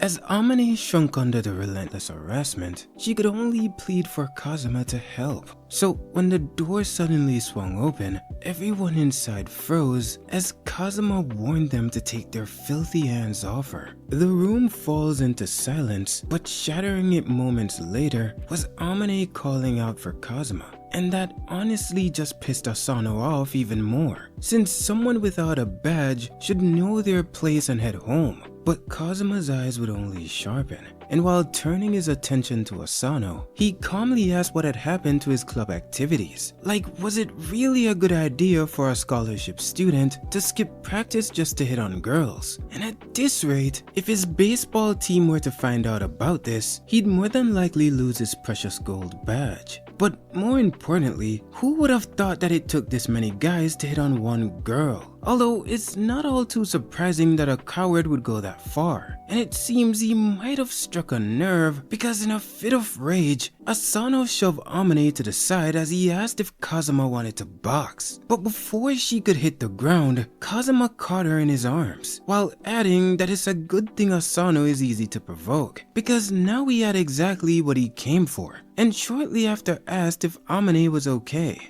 Now, if you thought Asano was pissed off before, then well, now he was absolutely boiling. Kazuma was in his way when he was just about to offer Amane a sweet deal, one that even caught Kazuma's attention. If Amane would go out with him, he could guarantee her a gold badge. After all, staying a no badger would only make life harder for her, especially since he had heard that Kazuma was the reason she didn't have one in the first place. And even if that were true, trying to force his way on her when she was clearly uncomfortable is just creepy. Besides, his bum ass doesn't have the authority to be giving out badges anyway. And it seems Kazuma wasn't wrong, judging from Asano's reaction, which could only mean that the pig herself had put him up to the job, piecing it together that he was ordered to hit on Amane and separate her from Kazuma. And you would have thought that they were shocked because he was right, but rather, ain't no way he just called Rua a pig. Like, they were getting ready to gang up on him right then and there. And damn, Kazuma didn't know it was such a touchy subject. Like, if they want, he doesn't mind calling her the boss pig if that makes them feel better. But finally having enough, Fatso told him he better watch his mouth. He's been listening to Kazuma yap this whole time, and he's been getting sick of his cocky attitude. But Kazuma asked him if he was sure about this. After all, he's a judo scholarship student, and if he were to cause a violent incident, then his whole club could be suspended. But this man decided that he just didn't care. After all, there was an incident just last year that the school had completely covered up for him. It might not have been known, but the baseball and judo clubs are both powerhouses. And let's just say that the school's really cooperative about this kind of stuff. Plus, he's also factoring in that these guys don't have badges, so there's no way that this could turn into a big deal. So as he charged towards Kazuma, he had full intentions of having him regret ever defying them. And as Amane closed her eyes, she was once again lifted off her feet as Kazuma apologized and asked her to wait for a second before swiftly dodging his punch and throwing him completely off guard. But that wasn't all he had in him, as he urges Kazuma not to run away like some loser and tries again to get a hold of him. And while Kazuma yet again dodges, he apologizes to Amane as he's really just trying to buy them some time. But all this bobbing and weaving wasn't going to stop them all from jumping him. But really, he just needed a little bit more time until she could get here. And it was in that exact moment that she called out to them, none other than President Kocho. You see, if they were going to be fighting in a place like this, then they better have a pretty damn good reason for it. And as they all struggled to come up with an excuse, Kazuma let her know right then and there that it was nothing. Just a whole bunch of guys who had gotten rejected by a girl and allowed their tempers to get the best of them, while he, on the other hand, calmly tried to talk them down. And as her eyes darted towards each person in the room, she honestly couldn't believe that they were fighting over something as trivial as that. Like, both the baseball and judo clubs have very important matches coming up, so they shouldn't be wasting their time, but instead should return to practice. And as expected, they're weak against authority. The ones who grow arrogant and ugly through power are normally the ones who become strangely obedient when faced with even greater power. So as Kazuma began to thank the president for coming to their rescue, she, on the other hand, wasn't done just yet. And as she approached him, she wanted to know if the email she had received not too long ago was actually from him. It read that a black butterfly had wandered into an empty classroom in the first year building. And upon reading his message, the first thing that came to her mind was the pattern of her bra that only he had the opportunity to see, causing him to swiftly apologize, as he thought it was the best way to have her handle the situation. And as Kocho mentions that she understood, she whispers that she thought he was calling her into the empty classroom to do something improper to her. But bro genuinely hadn't heard a word that she said and asked her what was wrong. But directing her attention back towards them, Kocho wanted to know why they were so close to each other in the first place. Like, all this closeness is a bit too much on campus. But apologizing once more, he explained that she had a rather frightening experience and he thinks she might still be a bit shaken about it, which of course is understandable and can't be helped. But calling out to President Kocho, Kazuma thinks that the thing that's causing the scholarship students to grow arrogant is none other than the badge system itself, imploring her and the student council to improve upon it right away, immediately causing Kocho to avert her gaze, and not before long, she spun around and mentioned that it was time to leave the campus, instructing them both to go home. It's as she closed the door behind her, Kazuma thought he'd let Amane know that she could let go now. But when she gripped his arm even tighter, it had caused his eyes to widen, before shortly after apologizing for allowing her to go through something so traumatic, all because of him. But that wasn't it at all, since being a badgeless student was something she chose for herself. But rather, being surrounded by men and them getting so close was really terrifying to her. So she pleaded with him to please override all those negative experiences with himself. And as he looked down towards her, she wanted nothing more than to have her head be filled with nothing but Kazuma, as she pulled him in closer and embraced him with a kiss. Now, you would think that when she pulled away that she had finally had enough, but little mama went in for a second and even a third. God damn! It's when she finally was done that she thanked him, as it seems that the overriding was now complete, adding that she'll never forget this kiss for as long as she lives. The very next day, while on his way to school, Kazuma couldn't help but notice someone standing afar off in the school's yard, and upon walking a bit closer, he wanted to wish President Kocho a good morning. But she, on the other hand, had been completely taken by surprise, as she warned him not to sneak up on her without making a sound. But skipping right past it, he had been curious what she had been doing there this early in the morning. While she hid something behind her back, she simply mentioned that it was nothing important. But directing his question back to him, she wanted to know why he was there so early as well. Simply put, there was this book he wanted to read, so he decided to come by a little earlier than usual. Yet that didn't seem to make much sense, since the library wouldn't be open for at least a couple more hours, which could only mean that he would be going to the underground archive. And that had genuinely caught him off guard, as he had no idea the president knew about that place as well. But of course she would, since she knows practically everything about this academy. It's as she clenched a paper bag right behind her back, Kazuma thought to ask if by any chance she was cleaning the field. You know, since there's dirt on her knees and he can hear the sound of stones behind her. Still, he's not quite sure why she'd be doing this, since this would be the kind of thing a contractor would handle, but since the contractor has been tied up with the other fields, they almost never come to this one. Still, it doesn't make any sense why Teikai Academy would be cutting corners on their budget, but they're probably doing it on purpose to further widen the gap between clubs with and without badges. And that's when it all started to make sense, as it sounds exactly like something that damn pig's family would do. But even so, that doesn't mean that Kocho has to do it herself. But in her opinion, someone has to take care of these small details.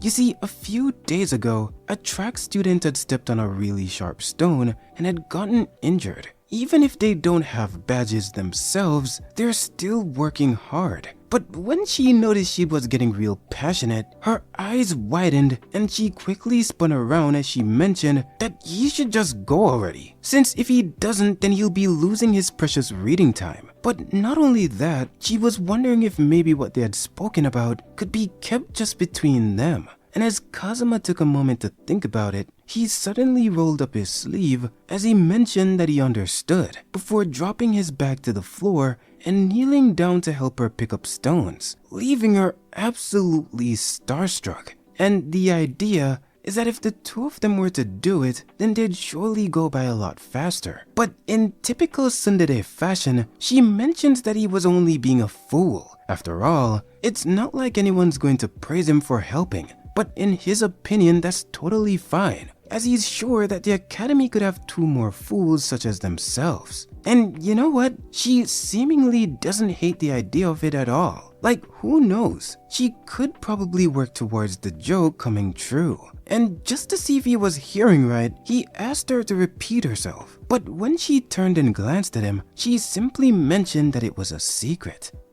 Around noon that very same day, Amane burst through the hidden library's door as she apologized to Kazuma for forgetting his lunch today. But that was actually totally fine. Actually, he feels really bad always having her make lunch for him, so from now on, he wanted to mention that she didn't have to. But she stopped him right then and there because this was something she actually wanted to do. And if that's the case, then he asked if maybe she wouldn't mind if he treated her to lunch today at the cafeteria. Think of it as a thank you for everything that she's done for him. And this woman wasted no time as she asked him to open wide for the choo-choo train. But bro had to stop her right then and there because, he can feed himself just fine. Not to mention they're attracting the curious stares of everyone around them. And honestly, he had completely forgotten that she's a popular voice actress now. So being alone together in such a public place could cause all kinds of trouble for them. But noticing a rice grain on his cheek, Amane swiftly went in to remove it, but thought it would be cute to eat it right in front of him.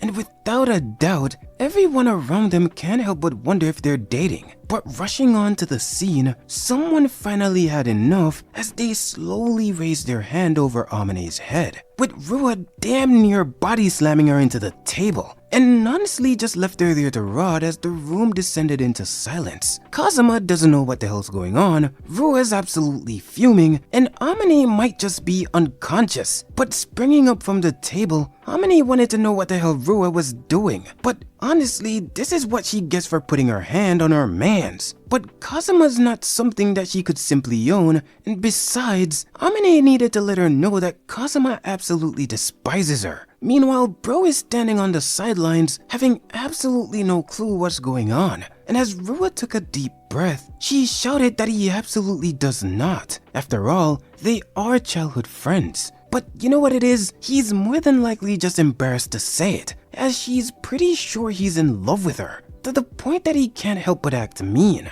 But in all fairness, Amane just thinks she's blind and delusional. And truly, Amane really has changed. To think that just a couple months ago, she'd freeze up just from the thought of Rua glaring at her. And now she's in the heat of battle, arguing with her as an equal. And upon further inspection, she might just be the only one who's able to talk back to her this much. But stepping onto the scene, someone had to let them know they were being unnecessarily loud, as Kocho believes the cafeteria to be a place for eating and relaxing, so they should both lower their voice. Yet as Rua's eyes darted in her direction, she had an interesting question for their president, asking if by any chance she wasn't wearing her badge. And when Kocho had mentioned that she wasn't, well then that would have been bad news. To think that the student council president, of all people, would break the school's rule. Like, how else is she supposed to set an example if she wasn't? But in Kocho's opinion, she personally believes that the badge system has a problem, completely taking Rua by surprise. And shortly after, a devious smile grew on her face, as she asked if she was sure she wanted to say that, since word on the street is that little Miss Amane over there had been in a real pickle because she didn't have one. So if the student council president herself kept walking around without one, who knows what might just happen to her? And immediately her words sent a chill down Kocho's spine, as she asked if that was supposed to be a threat. But Rua just walked right past her, while playing the fool, mentioning that she has no idea what she's talking about, before shortly after leaving the cafeteria altogether. And there was no doubt about it, that this pig was starting to run wild. So before she gets any more carried away, and something happens that can't be undone, Kazuma has to be the one to crush the system no matter what.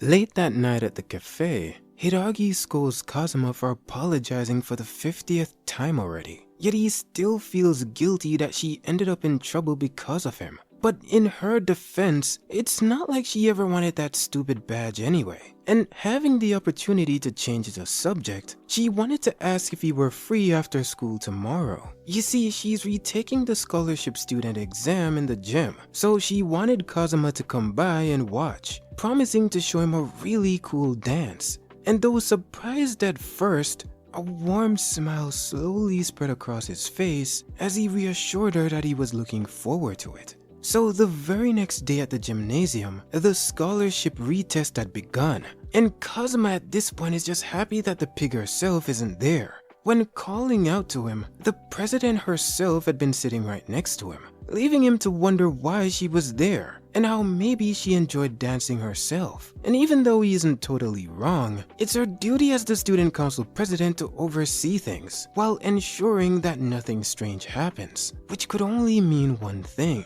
But before he could complete his thought, they decided to get this scholarship reinstatement exam on the road and directed their attention to Hiragi, asking if she was ready to go. And without a doubt, she was ready to get things popping. But that's when the atmosphere had shifted, as Hiragi was about to lock in. And even Kazuma himself realized that her expression had changed. And once the music began, she was absolutely in her natural element, before shortly after hitting the coldest JoJo pose you've ever seen in your life. But then began her footwork. She's getting all types of creases on her brand new J's, but it really didn't matter, hitting every beat and step with elegance. And once the show had been done, she had hit her final pose, while announcing that it marked the end of her routine. And without delay, the crowd went wild, reaffirming her that she did an amazing job. So after a brief discussion among themselves, the judges decided to announce her results right then and there. And they straight up told her that it was doodle garbage. Sure, her dancing certainly catches the eye, but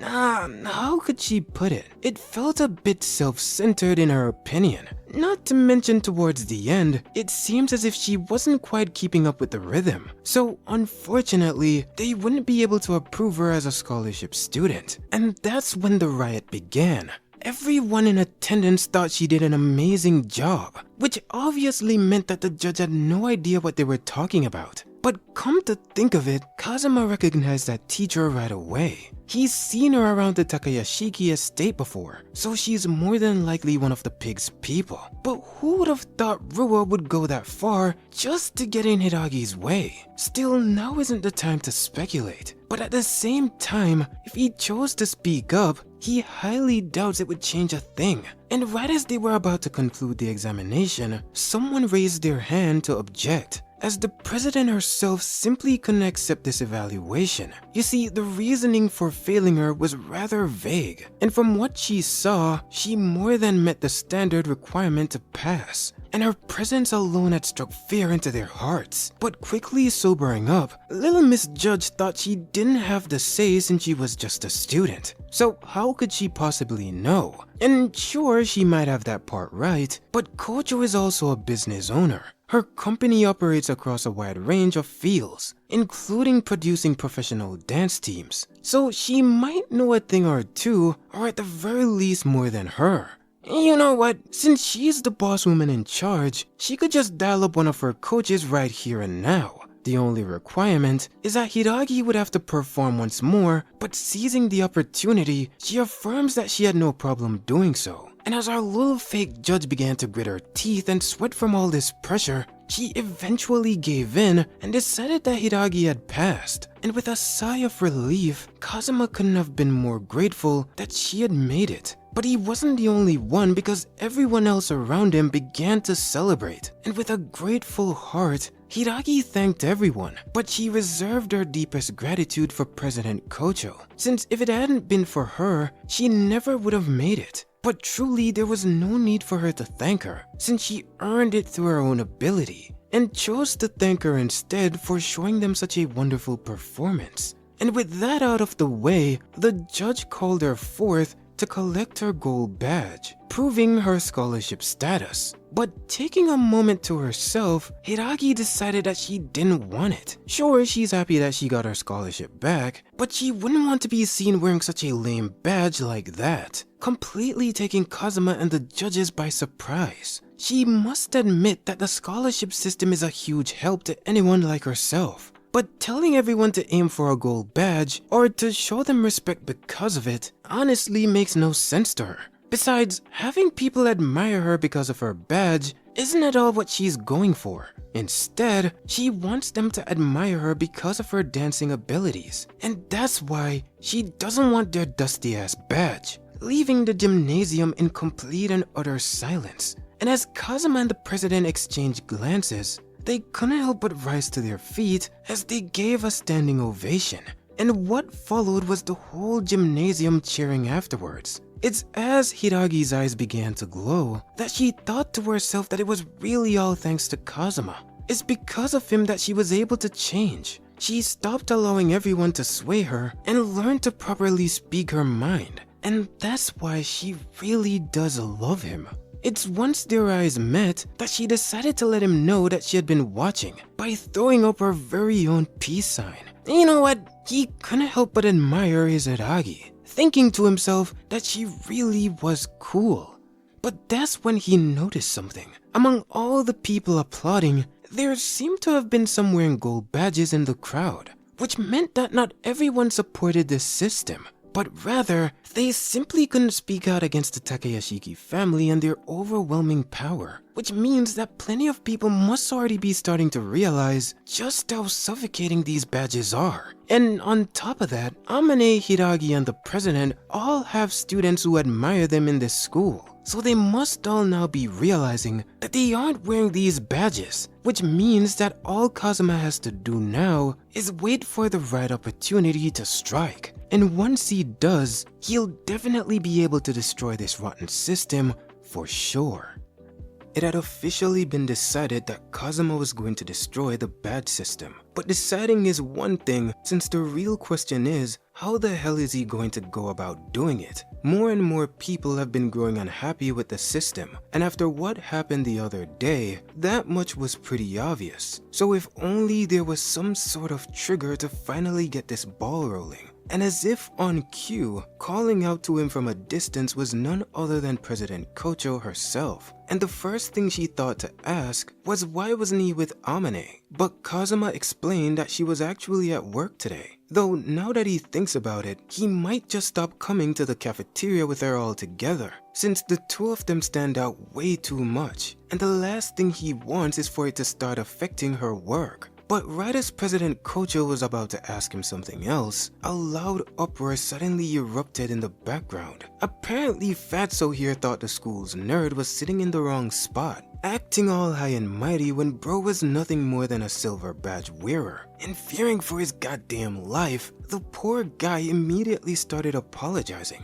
explaining that he simply hadn't noticed and would gladly give the seat back. But needless to say, it was already way too late for that, because at this point, Fatso had somehow convinced himself that this man was looking down on him. And that's when our boy Kazuma finally stepped in. But before he could even do anything, President Kocho completely overshadowed him by ordering the two to stop. And the moment Fatso noticed who had spoken, she instructed him to let the guy go immediately. Needless to say, bro didn't even think about arguing. He just gave up right then and there. And at this point, that much is to be expected from President Kocho. Because when it came to authority, she really is on a completely different level. But she wasn't done just yet, because President Kocho still needed Mr. Professor Pudding here to apologize. And this man genuinely couldn't believe what he was hearing, arguing that the little guy in the glasses was the one who had been in the wrong. Not only that, but he was wearing a silver badge while blatantly ignoring someone with a gold one. And at a single glance, it was honestly shocking that this guy didn't seem to realize just how unreasonable he was being. But more than likely, he genuinely believed that silvers should naturally give way to golds. And the mindset couldn't help but remind Kazuma of someone else he knew pretty well, because walking onto the scene was none other than Rua. And while standing up for Mega Muffins, Rua reassured him that he didn't need to apologize at all. Because in her eyes, the one that was clearly at fault was the damn glasses guy standing over there. And once President Kocho noticed that Rua was starting to wild out, she asked if she genuinely believed what she was saying. And without a doubt, she did. In fact, Rua couldn't help but notice that Kocho had been picking a fight with her a lot lately, and started wondering what the hell was her problem. To think that the person holding the title of Student Council President would openly break the school's rules and even go as far as taking off her badge. And even though Kocho had already explained herself, Rua clearly wasn't trying to hear any of it. Needless to say, in her opinion, Kocho's role as Student Council President was simply to shut the hell up and do her paperwork, since it's not like she could defy her anyway, straight up leaving President Kocho completely shocked. But calling out to Rua, the one person who could actually talk back to her, told her that that was enough. Because if Kazuma remembered correctly, Rua herself said during the assembly that silver badges showing respect to gold badges wasn't mandatory. And the moment Rua laid eyes on him, she had no idea her mans was even in the room. According to her, she wasn't necessarily forcing anyone to do anything. She was simply telling them to give their seats out of goodwill. But that's literally what forcing them would be. Needless to say, Rua wasn't really understanding the difference, leaving her to ask Kazuma to explain how goodwill and force were supposed to be different. And well, simply put, the difference came down to whether gratitude or respect were actually involved, literally breaking it down to her as if she was a child. And turning his attention to Fatso, Kazuma asked if he was grateful that the young man had given up his seat to him. And after getting one hell of a half-ass answer, he figured that bro kinda was. So if that was really the case, then Kazuma believed he should at least bow his head and properly thank the guy for giving up his seat. And with a crowd of students beginning to gather around and whisper amongst themselves, they all seemed to agree that the situation was pretty messed up. And if anything, Fatso here really was the one who needed to apologize. But with his arrogance still running at full power, this man genuinely asked, why should I? Because in his mind, why the hell should someone wearing a gold badge like himself had to bow his head to some guy like this? After all, he was a scholarship student and widely known as one of the elites of the school. So there was absolutely no way he was about to bow his head to some worthless bug. And just like that, his true colors had finally begun to show. And with more and more students beginning to gather around, Kazuma figured that this might just be the chance he had been waiting for. So turning directly towards Rua, he urged her to put an end to the badge system altogether. Because if things kept going like this, then sooner or later, something was going to happen that they wouldn't be able to take back. He wanted to know if she seriously planned on turning this academy into a place full of self-proclaimed elites who got as full of themselves as Fatso over here. More importantly, having the students operate like this wasn't doing any of them any favors either, because it was a well-known fact that the true elites never forgot to show gratitude. And either way, if this man was already this arrogant while he was still a student, then whether it came to academics or sports, Kazuma highly doubted he was going to improve much from here. And Captain Crunch damn near lost his mind, shouting that Kazuma had been acting way too high and mighty for someone who didn't even have a badge. And while clenching his fist, he told him to stay the hell out of it, before straight up driving a punch directly into Kazuma's stomach. But just look at bro's goddamn posture. This man didn't even move. Meanwhile, President Kocho was off to the side shouting at the top of her lungs. And that's when Kazuma leaned in and whispered directly into this man's ear, asking if that was seriously all he had. And almost immediately, all those whispers from before came flooding back, as the crowd started wondering if this gold badge guy, after acting so damn tough, was really that weak. Needless to say, that was enough to send him over the edge, because without a second thought, he charged Kazuma once more and grabbed him straight by the collar. But that's when our boy's eyes suddenly darkened. Grabbing onto him as well, Kazuma straight up sent this man flying, had bro damn near doing cartwheels through the air, and before he knew it, Kazuma slammed his fat ass straight to the ground. And needless to say, that alone was enough to leave every person in the room completely stunned.